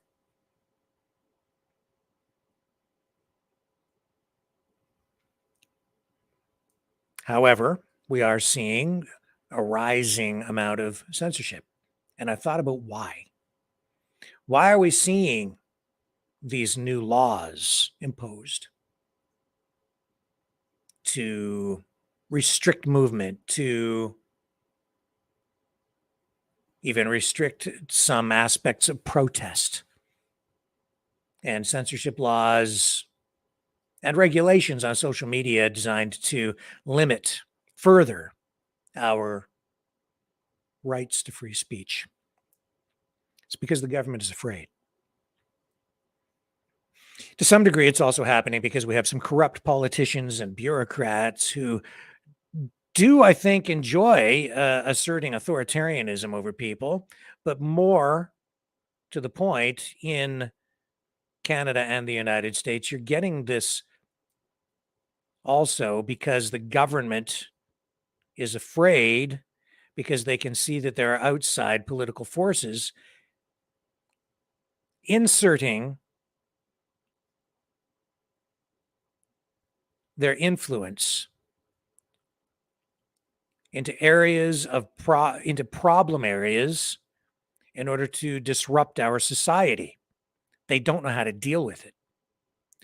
They don't know how to deal with this new technology. Anytime you get some sort of new technology,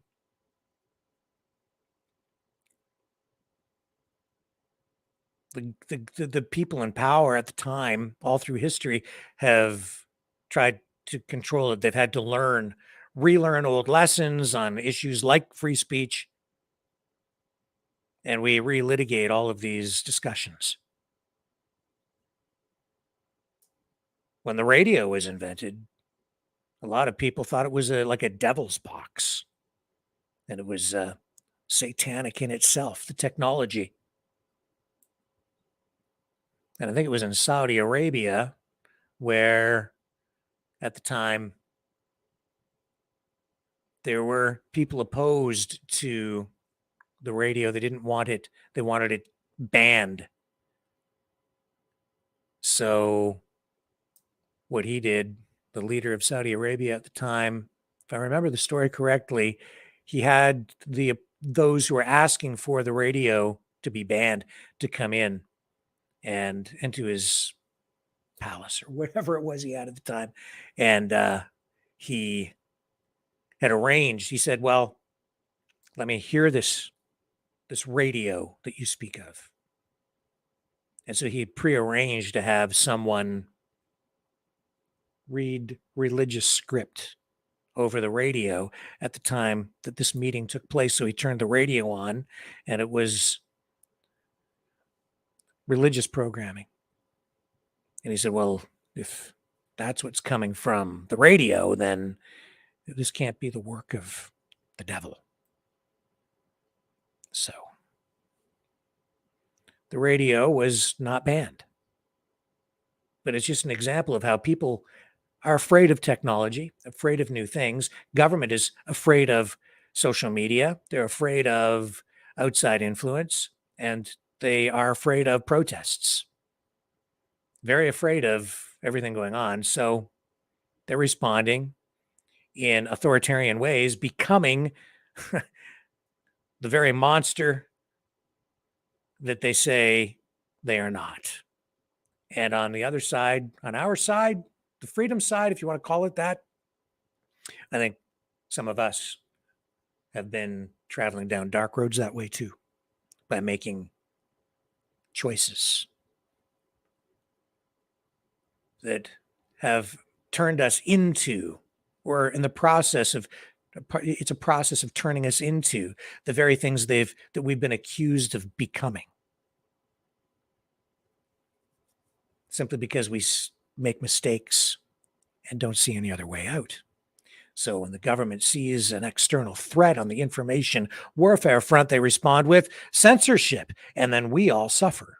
Censorship because they're trying to insulate us, protect us, block the information from getting to us, information that they see as disruptive. And then we point our fingers at them and say, well, they're to blame. And yes, they are.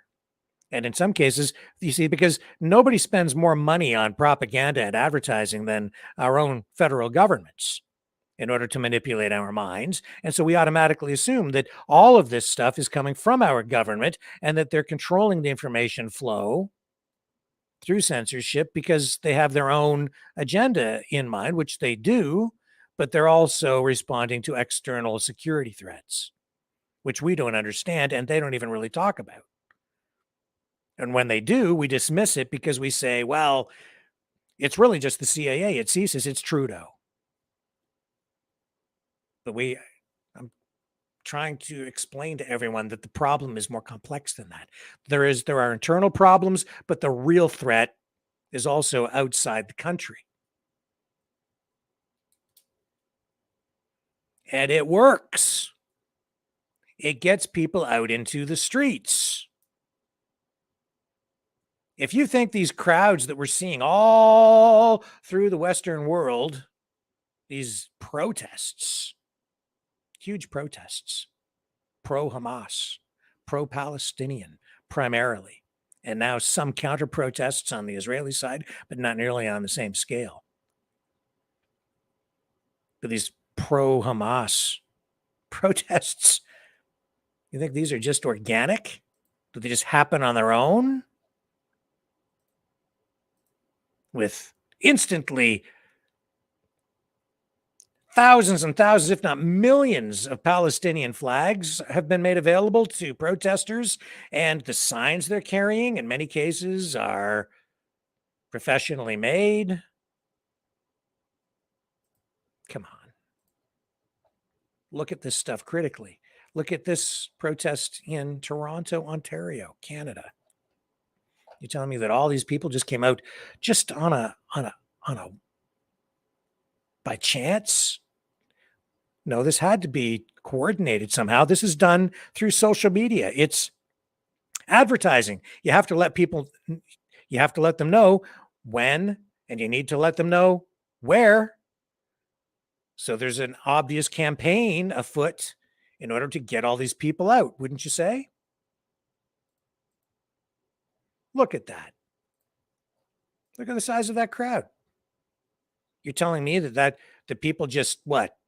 They phoned each other to find out when and where? Do you know how hard it is to get a few people together for a meeting? And they got this going on. This is not organic. Not at all.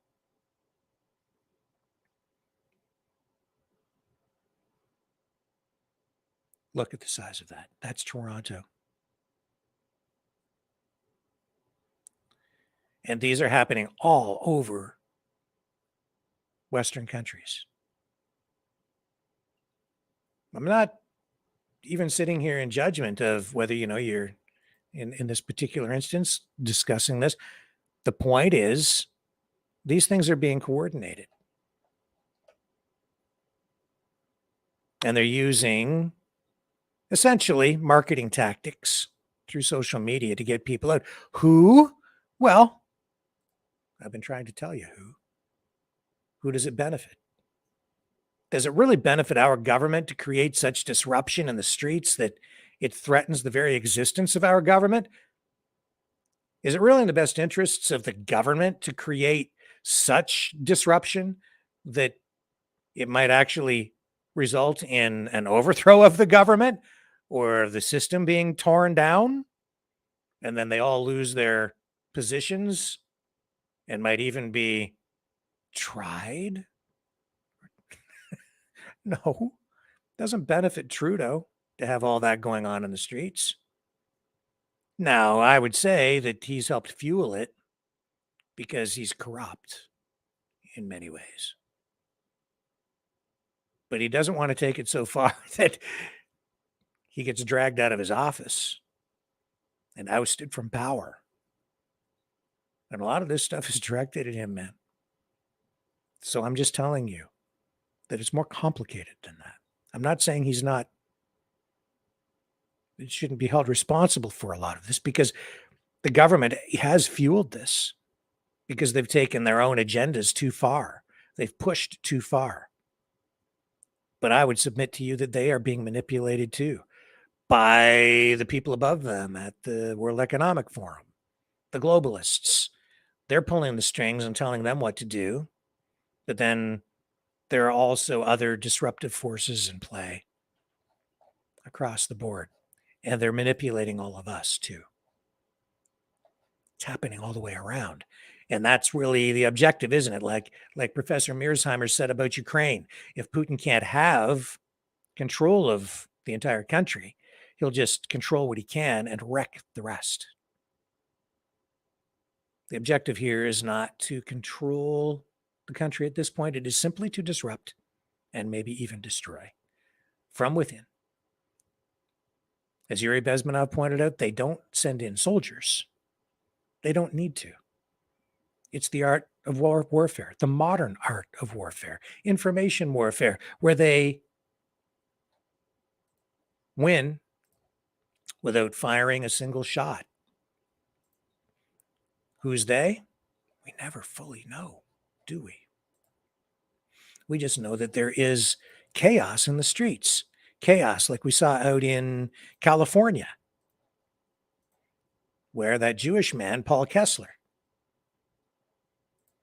was killed when he went out to counter-protest against a pro-Palestinian, pro-Hamas demonstration. There he is on the ground in that clip right there. You can see it. Blurred out.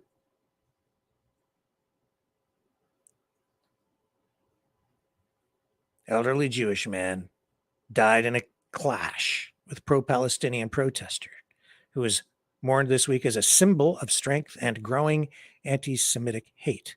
Paul Kessler had been protecting his long-held belief that Jewish people have the right to live and prosper without harassment or fear on a suburban Los Angeles corner that fateful Sunday when he fell to the ground and hit his head after being struck, apparently, by someone with a megaphone, a pro-Palestinian protester. And now, and there he is, carrying an Israeli flag. We've talked about this previously. And this is what happens when you bring oil and water together. You have a bunch of protesters over here and then now counter protesters over there. They knew there was going to be a pro-Palestine protest. So, upset, they organized a counter protest that involved Paul Kessler. He goes out there, he gets into a confrontation with someone on the pro-Palestine side, and he's struck, he falls, hits his head on the ground, he's dead. Now being held up as, I would say, a martyr for the pro-Israel side. This only inflames things even more. Why do I feel like there is someone? Why do I know? There's someone sitting somewhere in the shadows laughing.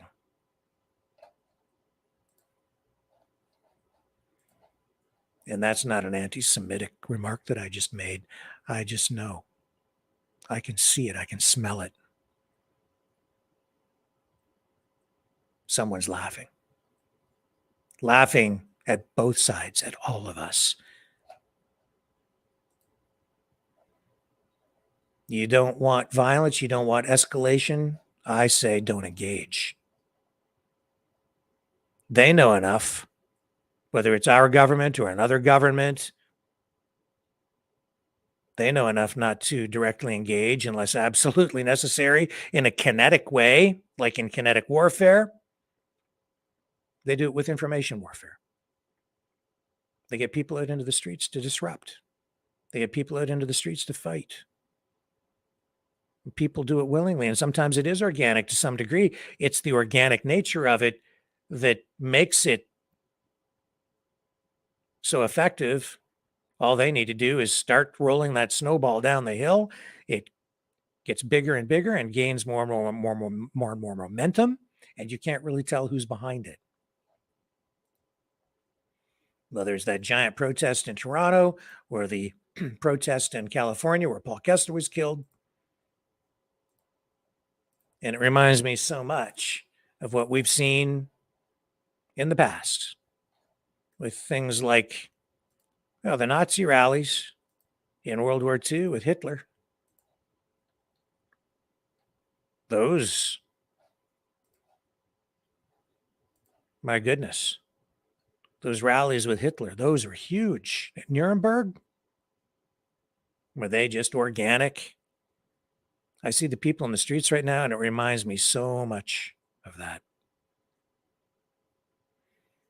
And I never thought in my wildest dreams I would be sitting here in 2023 talking about Nazism, Nazis, fascism as an actual political movement within our own countries here in the West, with people embracing fascism, Nazism, even resurrecting and reconstituting the swastika on flags and actual Nazi symbols, which they're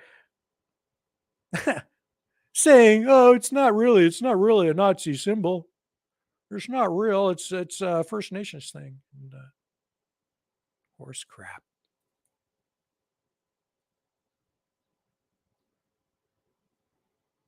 Where's it all coming from? I'm telling you right now. I've been telling you for the past 2 hours. And it's driving people nuts. People are doing crazy things. it's not just one thing. It's this campaign that has been waged against the West for now decades. Yuri Bezmenov says it takes 15 to 20 years, right, to subvert a generation and turn them essentially into mind-controlled zombies who become soldiers, internal enemies of the state, if you will, directed through this campaign by external political forces and political forces within our own countries, because there are people here who do want to subvert the government. It's not just external political forces. There are people who want power, and they will deceive, mislead, outright lie, just like the sitting government will,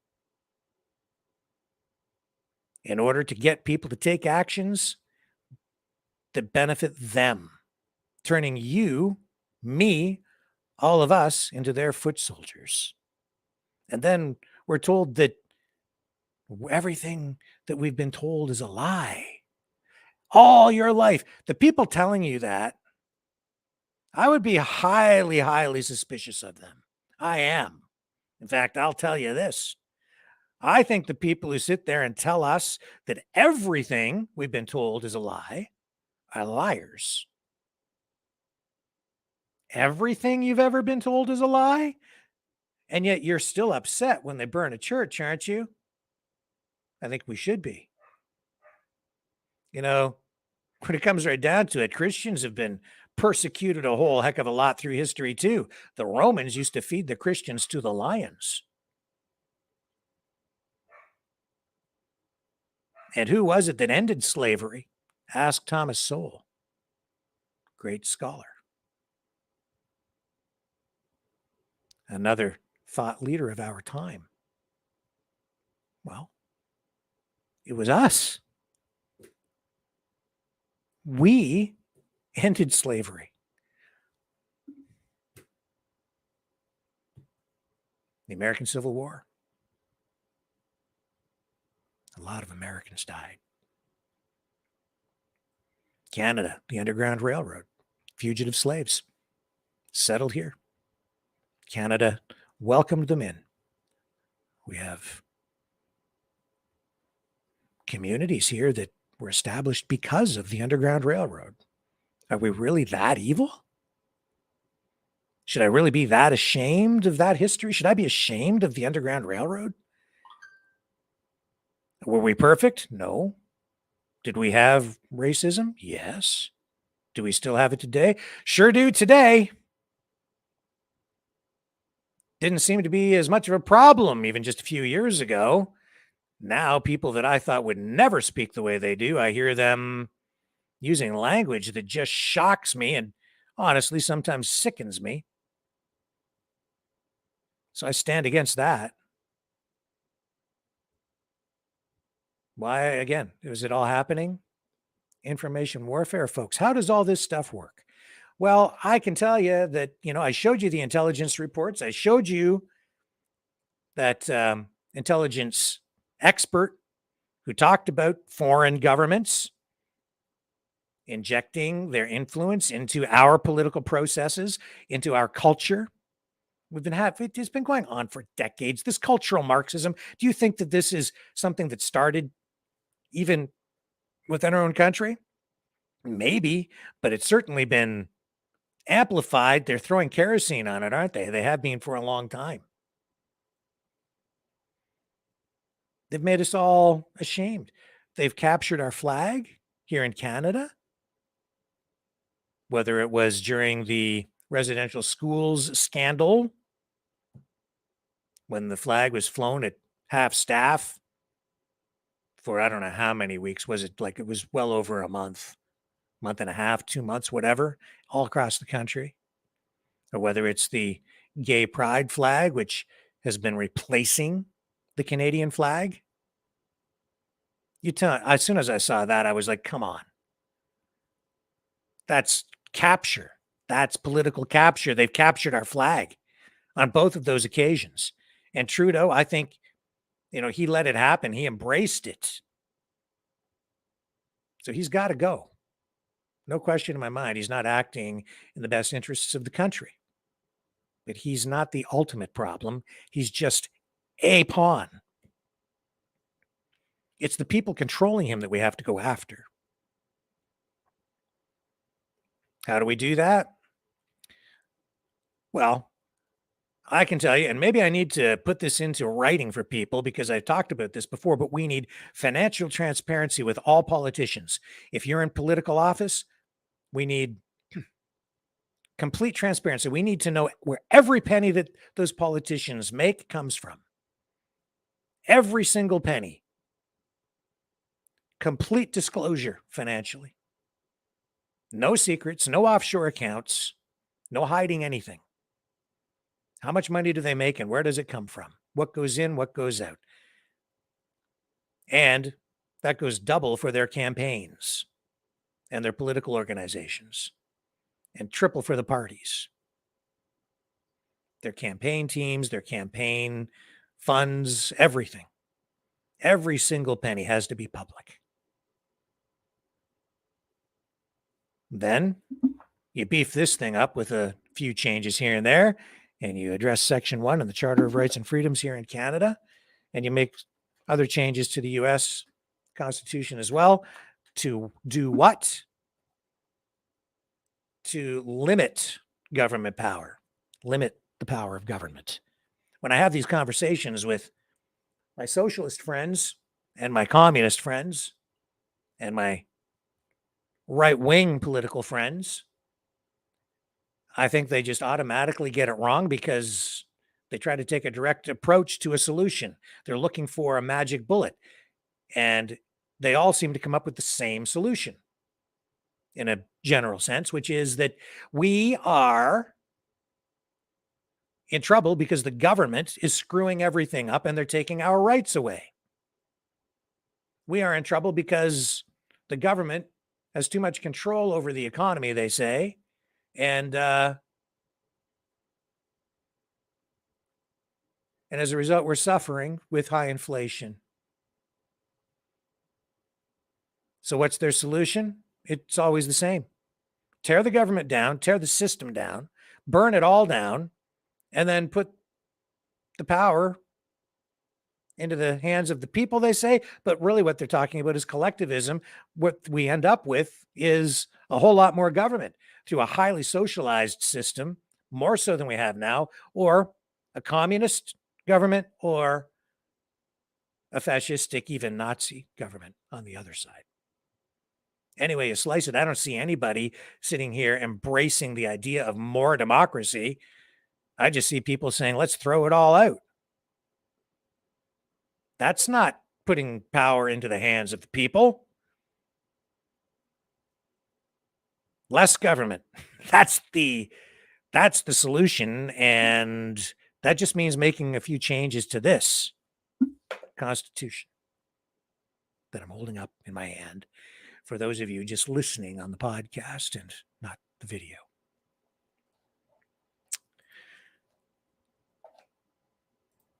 How does it work? Well, it's like information warfare, and there's a lot of money now flowing into this. And this is a highly produced video. I will not even tell you exactly where this is from. I think this is so powerful, and I suspect that this is part of the information war, that this is pure propaganda. This goes right to the heart of the matter. Just like the 1619 Project, this rewrites history. But it does it in such a way, this video that I'm about to play for you, that it's done in shadowy ways. It goes into ancient history, rewriting ancient history. It's easy to do that with people because who the heck knows about history from, say, 2,000 years ago? Very few people. But what they're doing is they're really telling you a story about World War II, Nazi Germany, and America.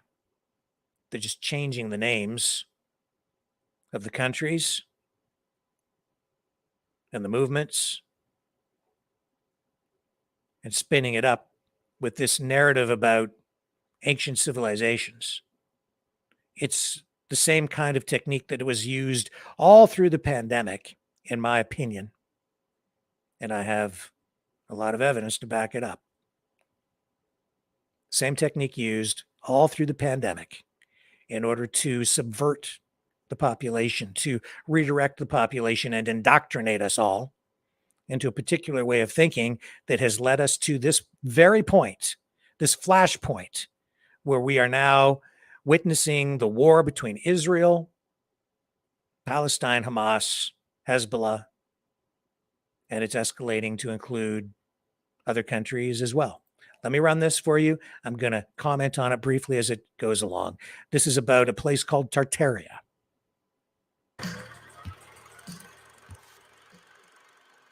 The Tartarian Empire, which was once all over the world, is now nothing but a lost civilization. Some say it was wiped away by the New World Order in a massive genocide. Wait a minute. So it's an ancient civilization wiped away by the New World Order? If it's a New World Order, how can it be that it was there thousands of years ago when Tartaria apparently existed?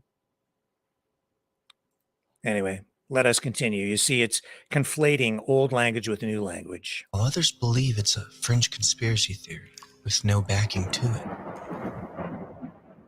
So address the critics head on before they even say anything. Ha ha ha. Some people will just dismiss this as a conspiracy theory. Ha ha ha. Discredit the critics before they even speak, simply by acknowledging it up front. What they're doing here, folks, and this is a very sophisticated technique, is they are disarming you. I told you the other day that research was done back in the 1950s, and as a media guy, I was already aware of this from a long time ago. They checked the brainwaves of test subjects watching television in the earliest days of television and realized that television renders people into a very state of impressionable. It makes people impressionable. You watch TV, you absorb the information, you do not really participate in it and communicate back quite so much.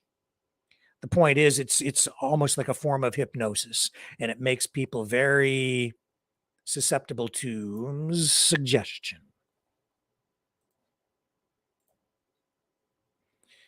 Well, that's what's going on here as well. You're watching a video, and you are very susceptible to suggestion, so he is addressing any questions you might have, anyone, and addressing opposition to what he's about to tell you right off the top in a way that just disarms you and tells you that everything you've been told in the past is a lie.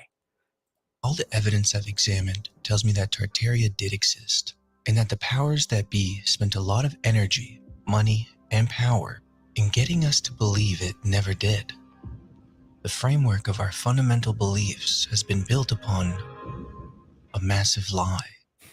And this orchestration of our false history has in turn created an oppositional force that assumes its core identity is being attacked when presented with the findings in these films. The information to follow is not to attack, it's to unravel. See, he's not attacking anyone. He's just there to unravel the truth.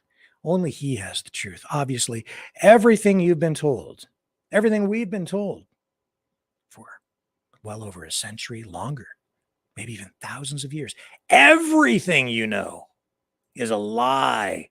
Do you really believe that? Do you think that everything you've been told is a lie? Every single thing? I don't believe that. Not for a minute. No, I think that there's a lot of truth in my history. I think that there has been a lot of effort to rewrite it in recent years. In a very real way, generations have been programmed to see the world inaccurately. And with tools such as MKUltra, there's a sector of our public that will fight to the death for what they believe without ever questioning it. My job is to provide you with information that will assist in the unraveling of what may very well have been the greatest psychological operation known to man. A worldwide psyop on humanity. or as Morpheus puts it, a prison for your mind. In a very real way. Yeah, there is a huge psyop going on, and they do want to imprison your mind. And that's what he's doing right now. This video is the psyop. Part of it. A major part of it. And the reason I say a major part is because these guys, they've got funding. This production, this took time, this took money. And these guys are sitting there telling you that they have the truth and everything you've ever been taught is a lie. They disarm you right up front using their psychological warfare techniques, their psyop. Yeah, they know what MK Ultra is. They're using those techniques on you right now. I'm just disrupting the pattern. I'm here saying, wait a minute. Wait a minute. Before you go all the way down the rabbit hole here, folks, be aware of what it is you're really watching. The person warning you about being mind controlled is trying to control your mind. Matrix is what we're living in. And the powers that have created our world are fighting tooth and nail to keep it theirs. Because of the internet, information has spread just as fast as the cancer that has grown to enslave humanity. Yeah. And they're using the internet right now to do exactly that. Not to say that you're not getting it from the other side too, but that's what this video is. There's a whole series of these videos. If you watch these, I pray for you. I pray. Because they've got the methods down. This is sophisticated psychological warfare. That's how I view this. This is my film review of this psychological operation. Information is vital to knowing who we are, where we come from, and where we're headed. You might ask, how do we escape this matrix? With knowledge and information. By discovering the truth shall set us free. Yeah, what's the truth? Is this the truth? We hear discussions about predictive programming.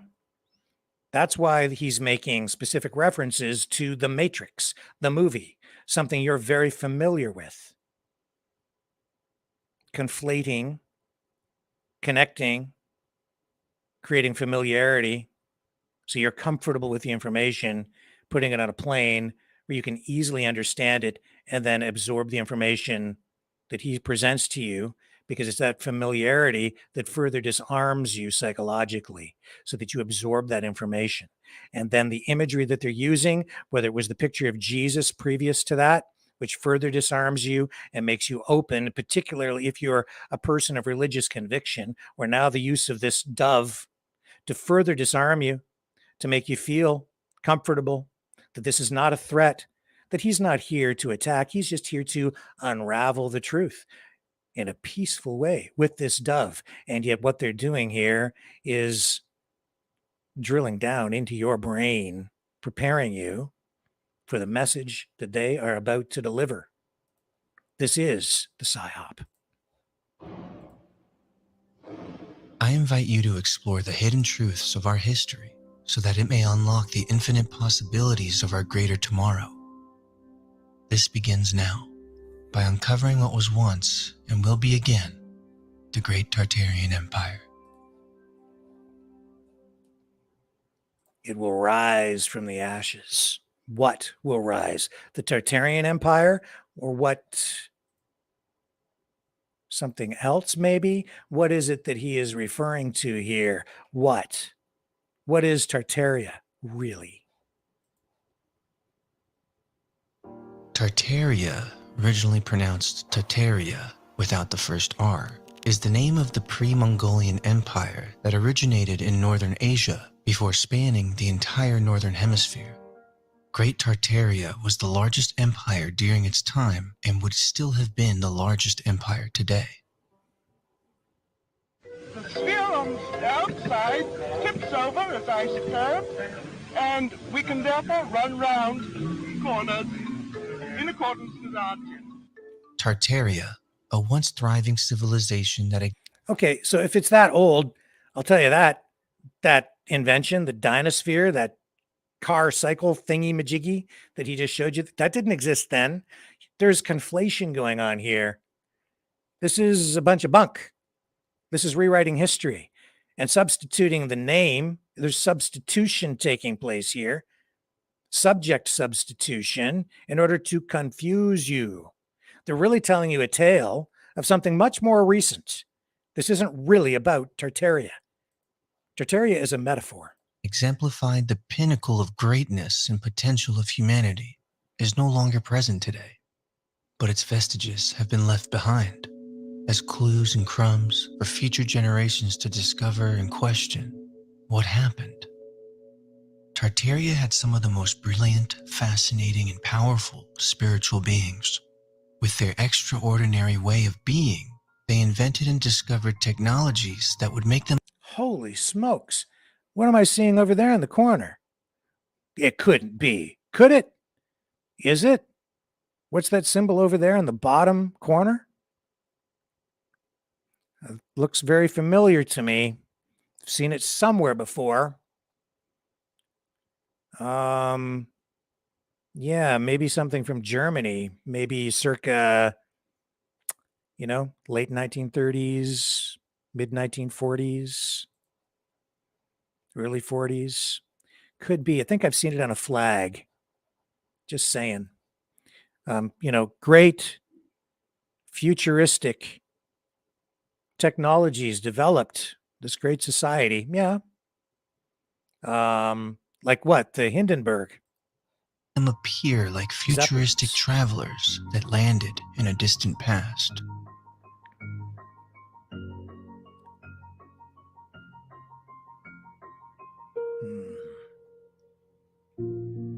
Their culture was robust and magnificent, their government equally as so. It consisted of independent nations ruled by qualified princes, elected by local council of wise men and counseled by women. Their territories had flat. Elected by local councils of wise men and women? That's not full democracy. That's essentially like the Politburo, or I don't know, what the hell is that? Anyway, it's not a free and democratic society in the classical liberal sense or in the Western sense. It's referenced as a democracy, but it certainly is not. Do you see where this is going, folks? Flags, maps, and most notably their architecture, which remnants still exist today, prove that modern technology advancements are nothing in comparison to what they built. Not only because of its beauty, but because of the fact that their buildings were made to capture and distribute free energy all over the world. Could you imagine our world today if it had free energy? Could you imagine free means of travel anywhere at any time? How about free healing in a world where disease was unlikely? It's difficult to imagine because we live in a world where massive corporations are dependent upon charging us to receive what God has already gifted us. Gas, electricity, medicine, food. Oh, I get it. So, free energy. And it's corporations that are blocking our access to free energy. So what's the solution? Well, we've been hearing that, haven't we, just in recent days? One of the people suggesting a solution to that is the guy who was bringing his Nazi flag on here, his swastika. He wants to nationalize natural resources. Nationalize. What's that mean? It means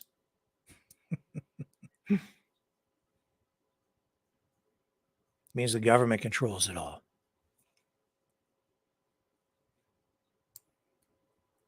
And again, that's either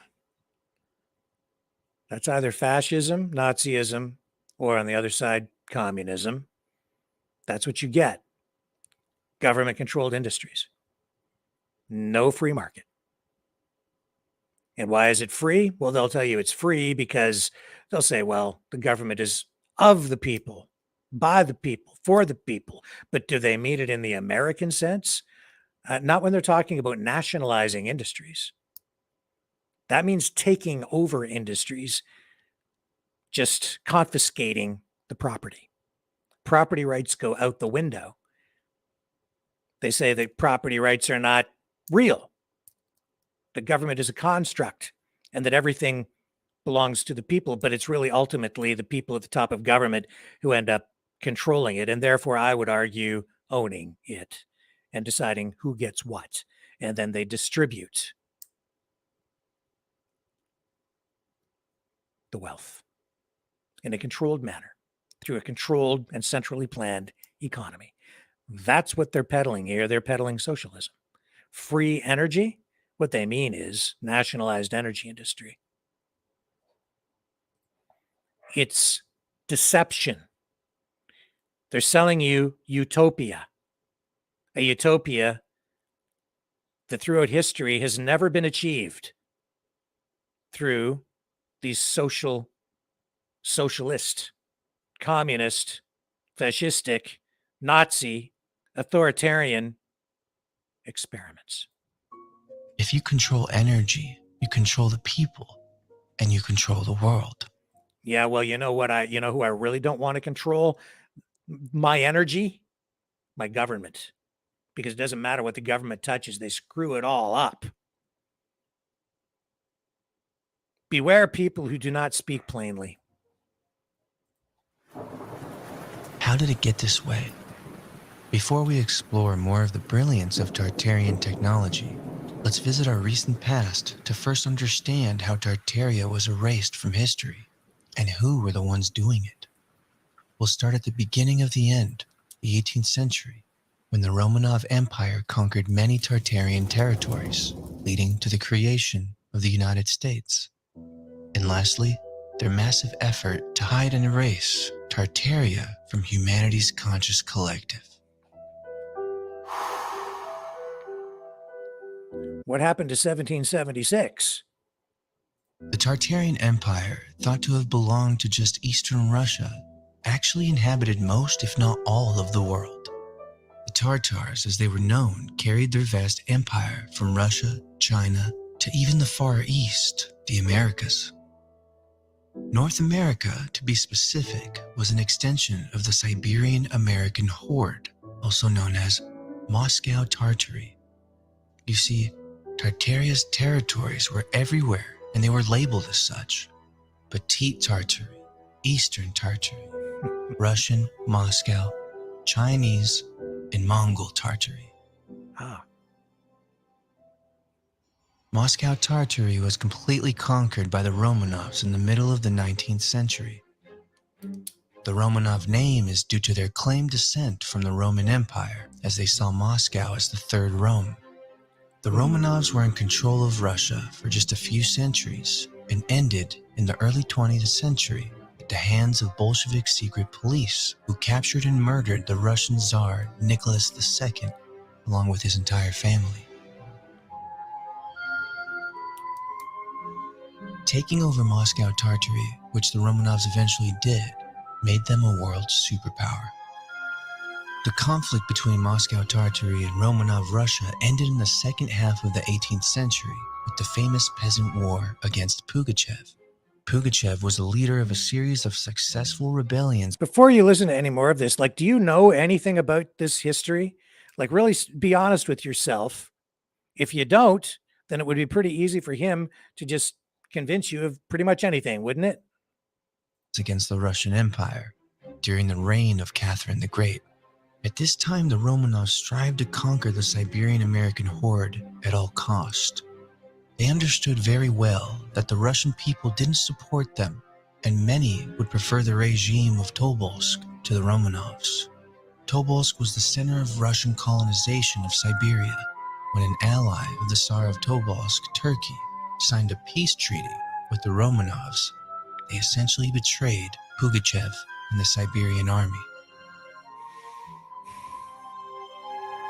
What was once a promising rebellion ended in 1775 when Pugachev's own men captured him and sent him to Moscow to be murdered.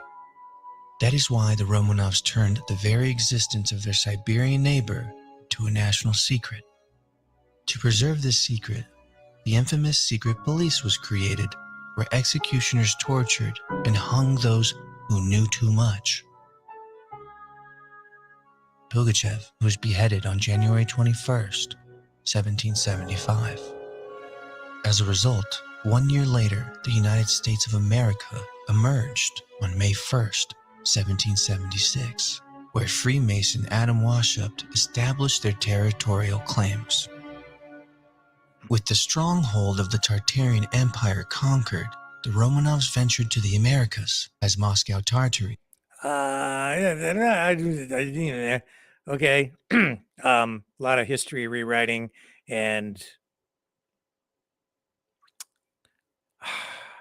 misdirection. Was there and left without any governmental authority.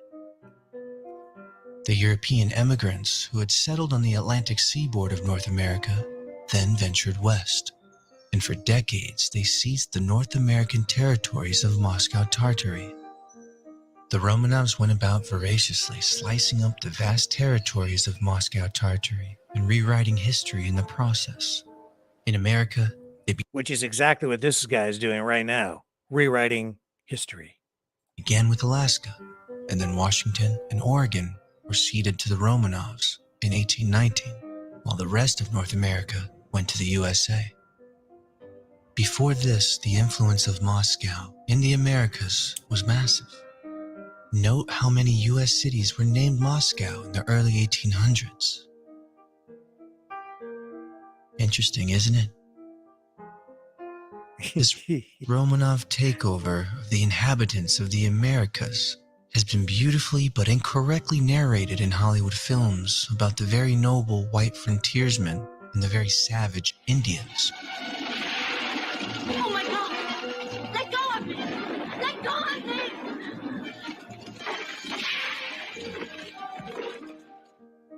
So did they hide the truth about Native American Indians? Well, of course, because they were really Mongolian descendants of Tartaria. Let's unravel some more hidden truths about the origins of America and explore more in depth who the Native Americans actually were.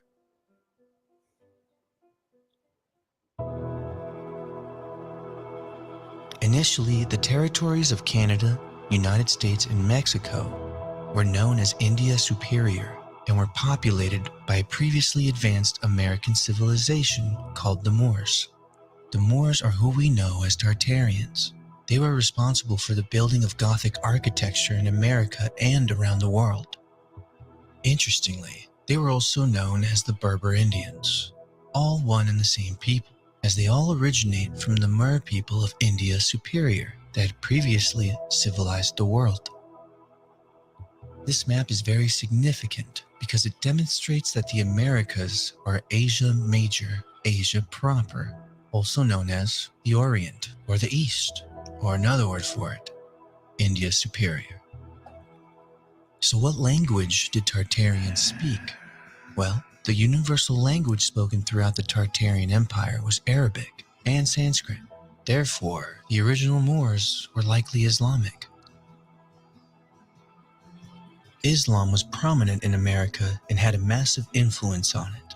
There are a total of 565 names, 484 in America and 81 in Canada, of villages, towns, cities, mountains, lakes, and rivers that are etymologically Arabic. These names were designated by locals long before the arrival of Columbus. Many of these names are in fact the same names of Islamic places.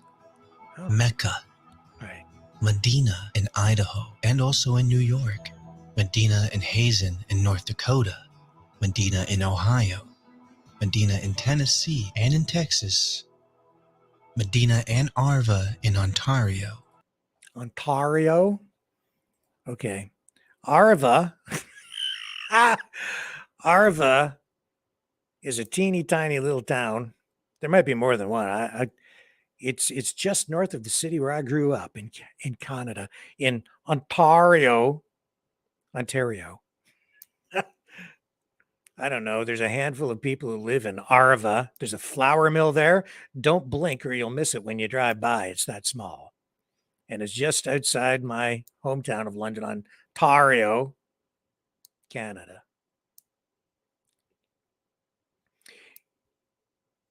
The name Arva has its roots in Latin, which means fertile, because it's a farming community.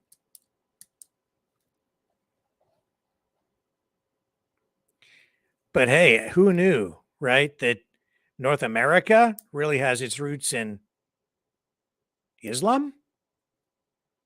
Isn't that kind of weird?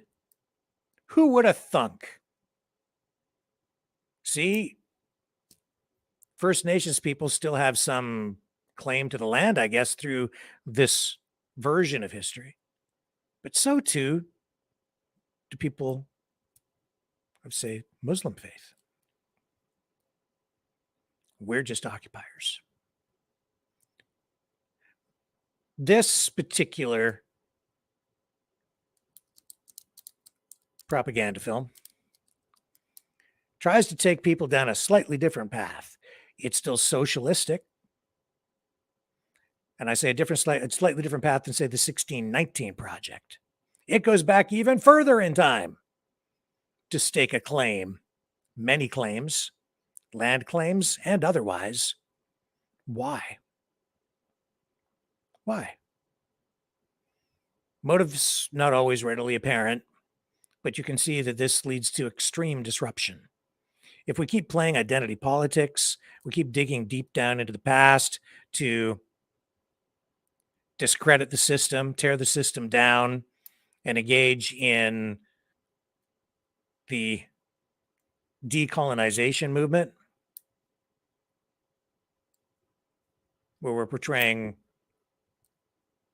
European settlers in North America as colonizers, occupiers. You see where all this goes, right?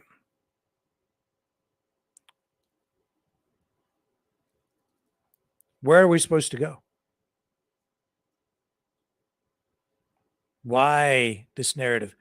This is not coming from the neoliberal woke side, I don't think. This is coming from the other side still. Maybe even a different side. But this is directed at QAnon supporters, believers, the faithful. It's directed at them primarily, but also at the larger population more broadly. It's well-financed. It's slick. And it is steeped in a lot of lies that wrap themselves around nuggets of truth, making it very confusing and very convincing for people who don't know much about their history.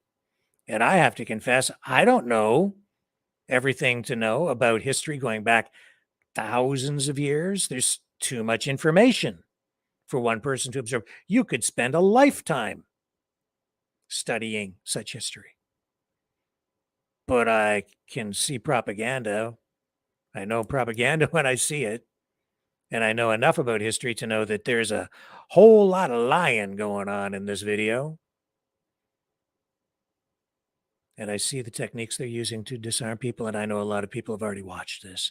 I'm not even going to tell you the name of the video because I'm trying to insulate you from it. It's out there. I'm not censoring it. I've run some of it for you. I've given you my take on it, but I'm not going to promote it because I don't think this is free speech. I think this is malicious and dangerous.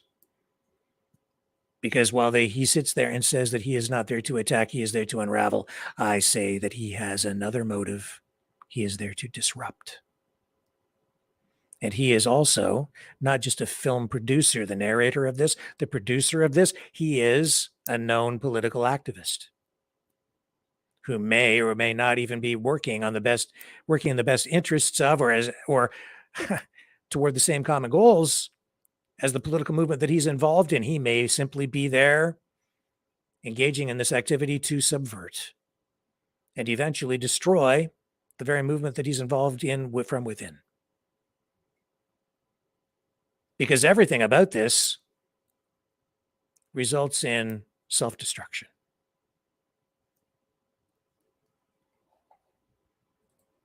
It scares the crap out of me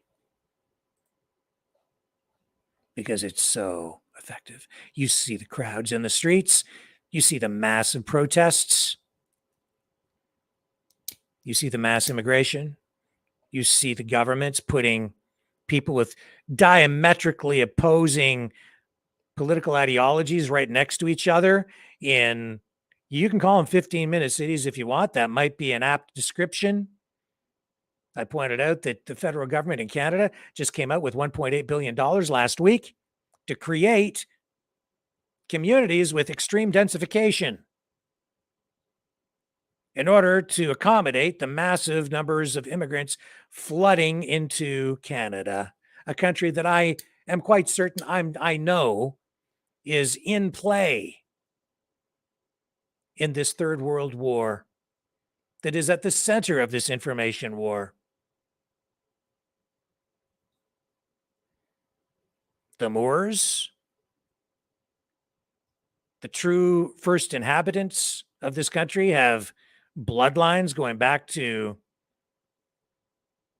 the earliest civilizations that practiced Islam, Muslim religion. Like what?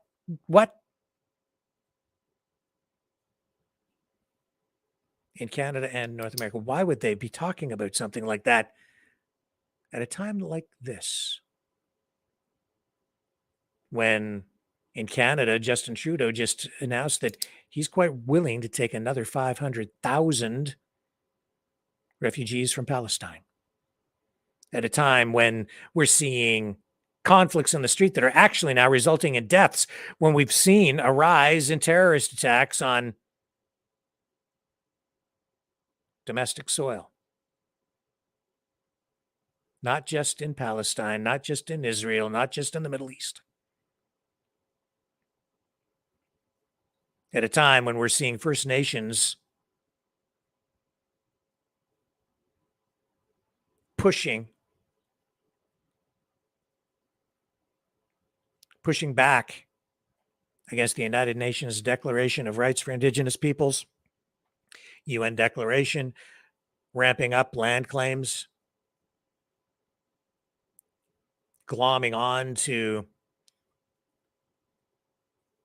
rising distrust in the system in Canada and the United States, especially in Canada.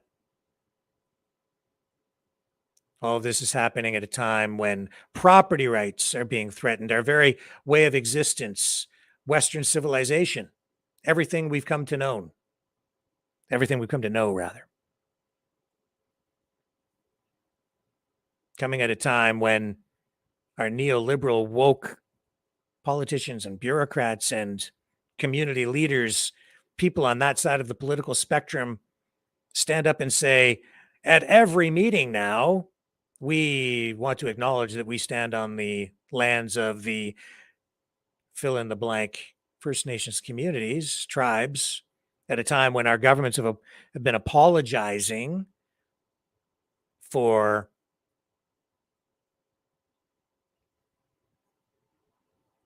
every act committed against First Nations peoples. Maybe not every act, but apologizing. Indeed, I would say it is for every act, because that's what that is every time they stand up and say, we acknowledge that we're standing on the lands of, we're the occupiers. They've surrendered after exerting control. And I'm not going to sit here and tell you that I don't support First Nations land claims. I just acknowledge them in such a way that certainly here in Canada, where I live, I say that the government needs to honor treaties, agreements that were put into place with First Nations across the country in order to keep the peace in order to forge a better future for everyone so that we can live together in harmony. Unfortunately, some of those treaties have not been honored properly. The governments have not always lived up to their obligations under those treaties, and we need to do that. And we have been working toward that. But what this video does, what this political movement is doing, is sowing the seeds of further unrest, division, and it lays the groundwork for more aggressive land claims, not just for First Nations peoples, but I would suggest for the immigrants coming here. This in itself represents a threat to First Nations peoples in this country because they have sovereign nations within a sovereign nation already, protected by the agreements, the treaties, protected by precedent, legal precedent, through both natural common law and the laws that we have here in Canada. You throw all of that away, you tear down that system, there's nothing left. You're starting from scratch. And then you're getting into what this video asserts, which is that it's not just First Nations peoples, it's the Moors, it's the people of Islam. It's the Muslims. They have the true bloodlines that tie back into the lands of North America. And we're just the occupiers. That's one version of history that is being rewritten right now. And they're feeding it to you.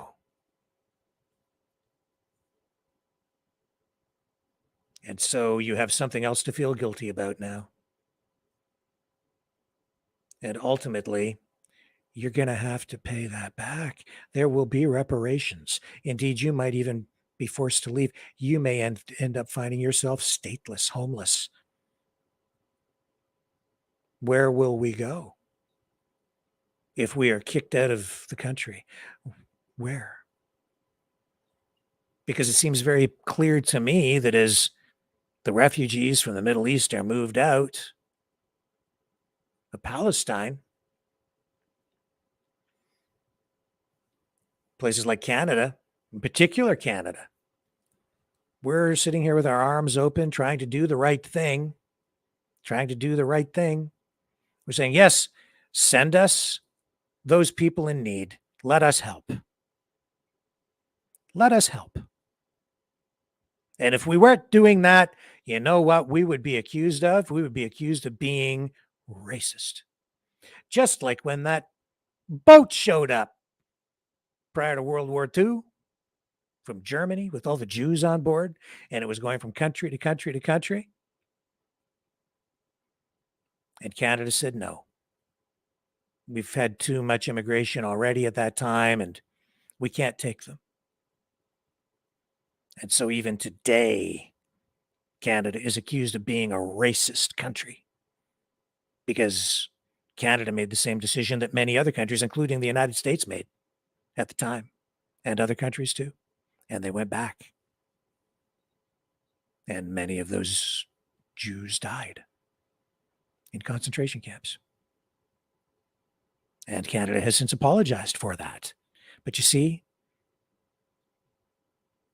if we don't take the Palestinians now, we're racist. If we didn't take the Jews before, we were racist, but we have taken a lot of Jewish people, and now we have a lot of, a very large Jewish community. We've also taken Ukrainians. We took Germans after the war. We've taken people from all sides, but now we're damned for doing that. Why? Well, because we took some of those Germans in, those Nazis. If you have even one, that's one too many. So we're being damned for having done that over 70 years ago. 78. And we're being damned for it today. Because where did that guy show up? That 98-year-old Nazi in Parliament. Was that an accident? I think not. There he is. Ukrainian. And there's Zelensky and Trudeau. And we all know what happened because of that. Well, Ukraine, you know, when that war first started, we sat here and I said, yes, there are some Nazis in Ukraine, and that's a problem, and we shouldn't be supporting that. But I know that not every person in Ukraine is a Nazi. It's not about the people, but somehow it always seems to become that, doesn't it? And now, as a result of that war, we've seen well over 400,000 Ukrainians killed, soldiers and civilians. Are they all Nazis? Are they terrible Nazi people because they love their country and they embrace nationalism? They're proud of their country. There's a strain of nationalism that is very dangerous. White nationalism, ethno-nationalism, whether it's white or some other race, ideology, based on the ideas of blood and soil. Blood and soil, as we've seen in the past. That's dangerous. That's dangerous nationalism. But is it a sin to love your country? I say no. Every country is unique. Every country is different. Every country is defined by its people. And I think people should have a right to self-determination. This is twisted and sick. And Canada, the United States, we're damned if we do, damned if we don't. Do we take in those Palestinians? Well, yeah, let's do that because that's the right thing to do. We need to help. And people are out in the streets right now protesting because the Palestinians are viewed as the oppressed. And we've all been fed this line, right? They're just, all they have to throw is rocks. No, they have missiles, and Hamas seems to be pretty well equipped to fight back because there are some Israeli soldiers being killed. And do I support what's going on the other side? No, because civilians are being killed. People, civilians. Don't like that either.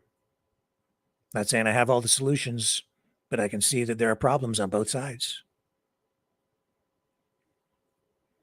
And here we go. This is information warfare, right?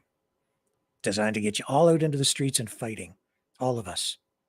And I say, it's a no-win scenario because if you take the Palestinians and then among them, you know what you're going to find? Probably a few Nazis, maybe more than a few. And it's not going to matter what happens when we take them in. A lot of them are going to resent us because our attitude here in Canada has generally been, and in the West, when we bring in refugees who are fleeing the horrors of war or famines or other atrocities, and we take them in, we're like, well, aren't you grateful for being here? Isn't it great for you to be here? And I suppose I would be very grateful if that were me and I was given a new start in a new world. But you know, when you give things to people, just give them things, they tend not to appreciate it as much as things that they've actually worked for.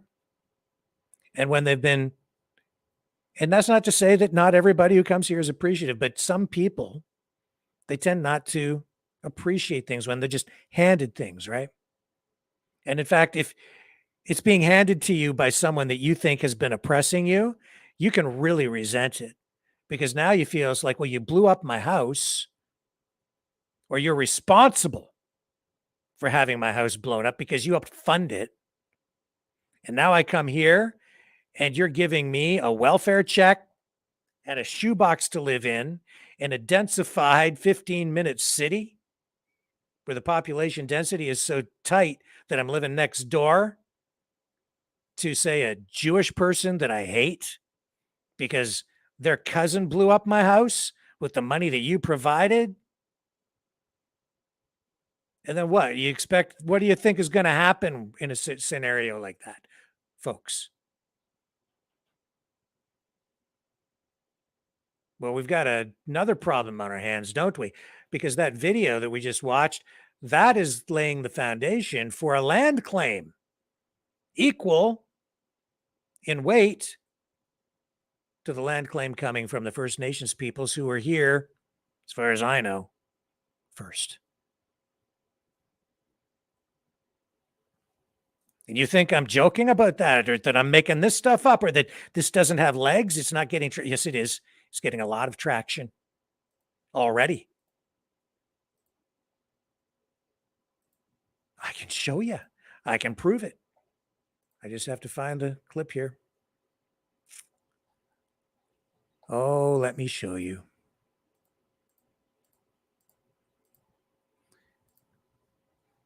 Not this one, not that one. Here it is right here. This is, talks about the true natives of the land. Here we go.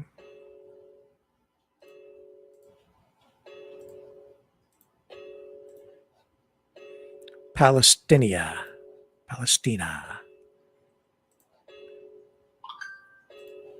The true natives of the land.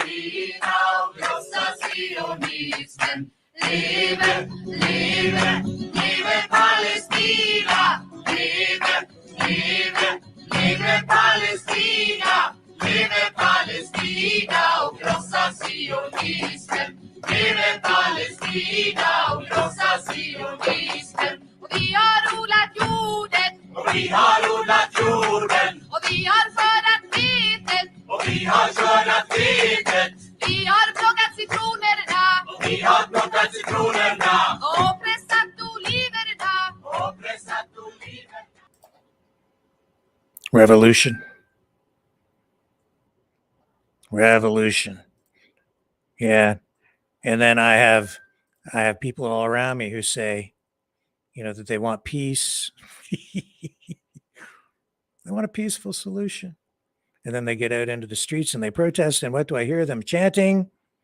There is only one solution, intifada, revolution. They don't even know what they're saying. There is only one solution, intifada, revolution. Oh, it rhymes. It's got a good rhythm to it. Must be true, whatever it is. Do you even know what intifada means, man? You're talking about a revolution, like a real revolution. And as Douglas Murray pointed out, we've already seen some of that kind of activity. We've had it. We don't want any more of it. We don't want people blowing themselves up at concerts.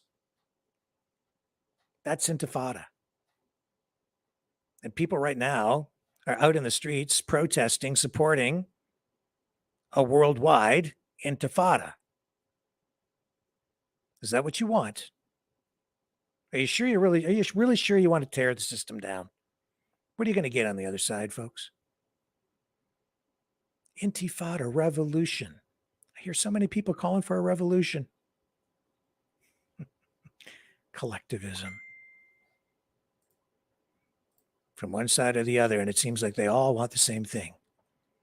Isn't it funny? The very people who are upset about the appearance of that 98-year-old Ukrainian Nazi, who had previously been looked at, by the way, by the Duchesne Commission in Canada, and had previously been looked at before that, before being allowed into Canada, and had been living among us without killing anybody for a long time. Not that I'm making excuses for what he may or may not have done. I'm just saying the guy is entitled to a day in court at a minimum, even at 98 years old.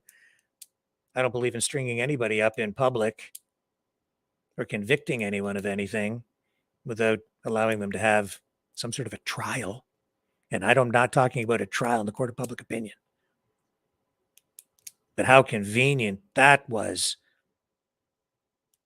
to have that guy in Parliament.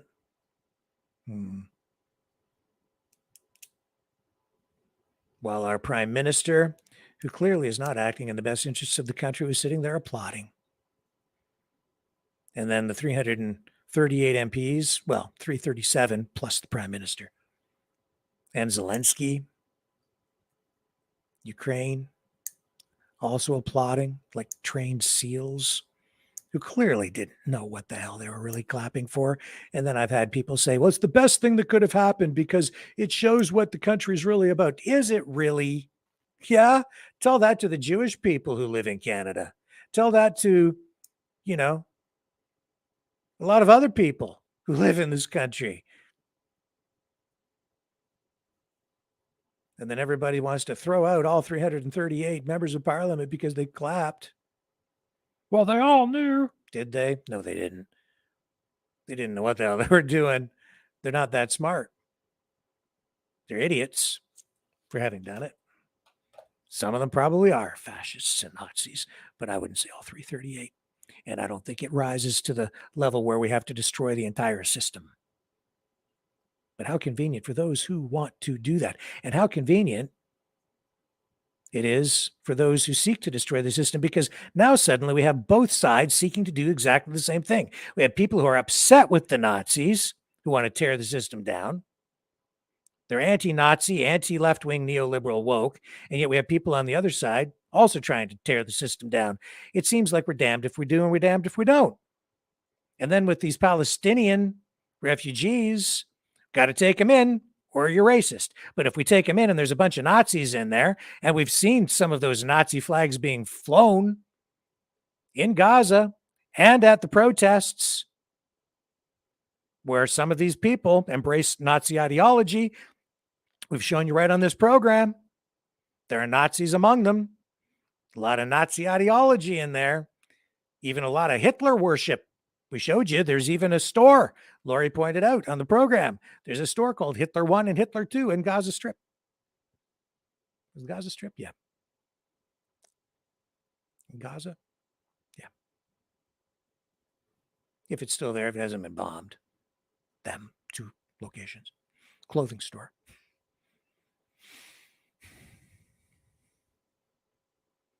So if we take the Nazis, then we're pro-Nazi, right? So you can bet your boots we're going to be held accountable for that down the road. And if we don't take them now, we're going to be racist. So damned if you do, damned if you don't. And then you bring them here and they're upset because we funded the war and we've supported Israel and we're responsible really for the creation of Israel, both directly and indirectly, and in supporting it all these years, over many decades. So what the hell are we going to do?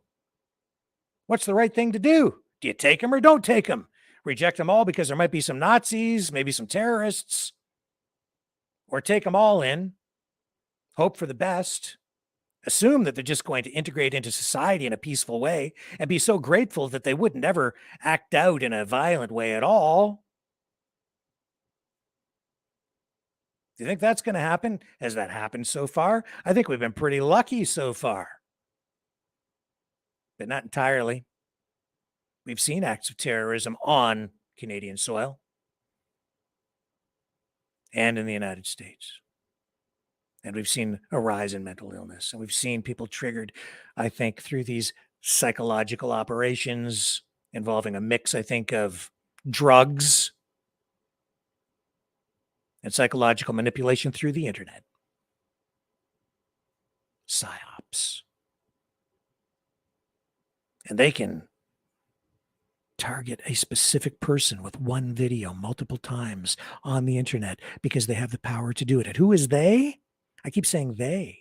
It's shadowy, isn't it? Is it our government? Yes. Is it the CIA? Yes. Is it CSIS? Yes. Is it Russian intelligence? Yes. Is it China? Yes. Is it Iran? Yes. It's all of them. But who's really responsible for a lot of this stuff? Well, it depends. You look here, you look there. Who benefits? Who benefits? Who benefits? Who benefits the most from this? Who really benefits from this unrest in the Middle East? Who benefits when we're forced to take all of these refugees? When it further destabilizes our country, I would submit to you, it's Russia, it's China, it's Iran. And don't take any government at face value when they say they want peace. Don't take any of it at face value. It's all strategic. What did Stalin do? Before Hitler attacked him, he had a non-aggression pact, made a deal with Hitler. They started to carve up Europe. He took half of Poland. Hitler took the other half. They were best buds. Well, maybe not best buds. They didn't really like each other, but for strategic reasons, they had an agreement. They started carving up Europe. And what did Stalin do when Hitler was invading different countries? He sat back and he let the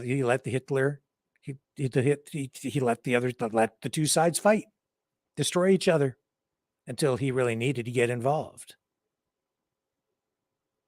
Smart. What's going on right now? Let them fight. Say that you're the country of peace. And in many respects, China has taken a leading role in peace efforts and Russia as well. But is it genuine? Probably, maybe, but it's also strategic.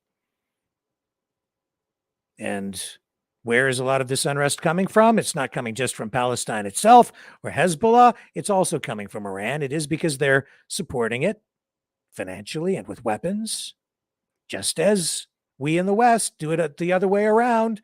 We even fund both sides and send in weapons because we're idiots and our leaders are corrupt.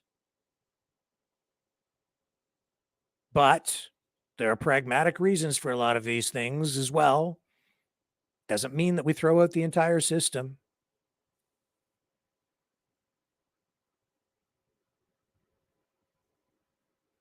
Because we still have a voice. We still can vote. There's still something there. At least we have that. Get rid of that, and what do you have? Nothing. You'll own nothing and be probably not very happy. That's a lie. Damned if you do, damned if you don't. Damned if you take the refugees, damned if you don't. Damned if you support Israel so that they aren't literally pushed into the sea. From the river to the sea, Palestine will be free, which means force them right into the sea. Wipe them off the face of the planet. Worldwide intifada. So who do you support? Well, both sides want to wipe, each side wants to wipe each other out. You support this side or that side, you're going to be guilty of something. And we're seeing some countries stepping up saying they want to hold Benjamin Netanyahu responsible, accountable. He'll be charged with war crimes. People on the other side saying those guys are going to be charged with war crimes. If you get involved, man, at any level, you might be guilty of war crimes. You take those Palestinian refugees, you reject those Palestinian refugees. Either way, somebody's not going to be happy. The Dutch government supplying parts for the F-35 fighter jets for Israel, and concerns that maybe by doing that, they're contributing to the war crimes, but they're supplying the parts anyway. Damned if you do, damned if you don't. Reminds me of the Kobayashi Maru. That's why it's on the thumbnail tonight on some of our channels. What's the Kobayashi Maru? Star Trek, man. Star Trek. Star Trek II, Wrath of Khan. It's an exercise for Starfleet. Entirely relevant to this conversation because it's a no-win scenario. And cadets being trained for command at the beginning of Star Trek II, Wrath of Khan. It opens on a scene with Kirstie Alley sitting in the captain's chair.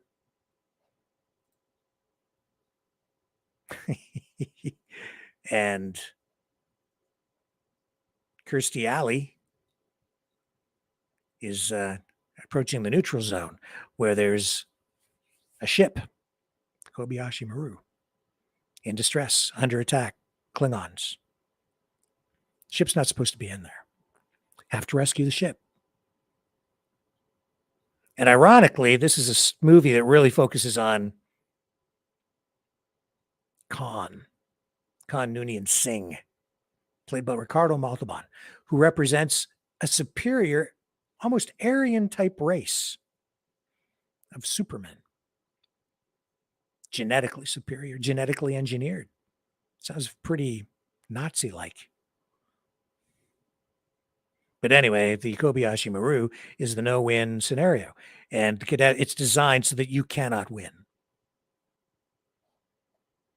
Anyone who has seen that movie, or even the more recent version of Star Trek in theaters, will know what I'm talking about. Most of you probably do.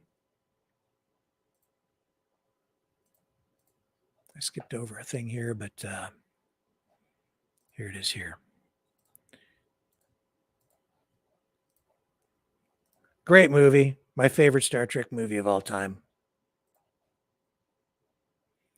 Going to run a little bit of this. I'm going to get nailed with a copyright strike, but in fact, you know what I'm going to do? Before I run this Star Trek clip and wrap up with this stuff tonight, I am going to dump off YouTube. So I'm going to put the link to Rumble in the description, in the chat, so that you guys can follow this over there to Rumble.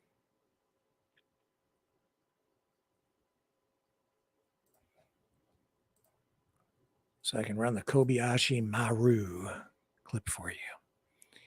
Okay, here's the there's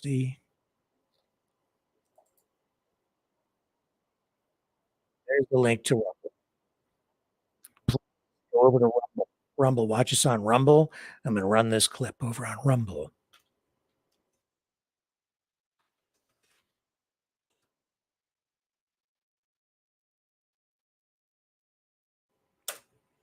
Well, there you go. It's in the chat. On the YouTube channels, I'm going to dump off those channels in just a moment. When we come back, I'm going to run this clip.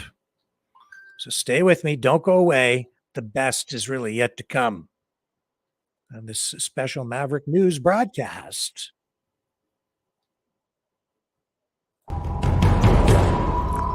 We are Mavericks. We say no to the Trudeau and Biden New World Order. And to bugs. Because bugs are creepy and gross. And people should not eat bugs. Maverick News. The world is watching. Hey, no! To bugs!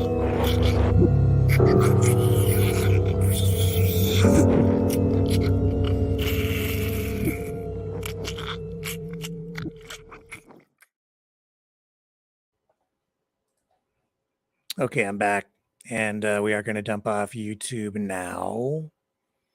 So please, folks, if you're watching on YouTube, go join us over on Rumble. Rumble, Rumble, Rumble, Rumble, Rumble. The best stuff is right around the corner here now as I take Rumble away. And goodbye, YouTube.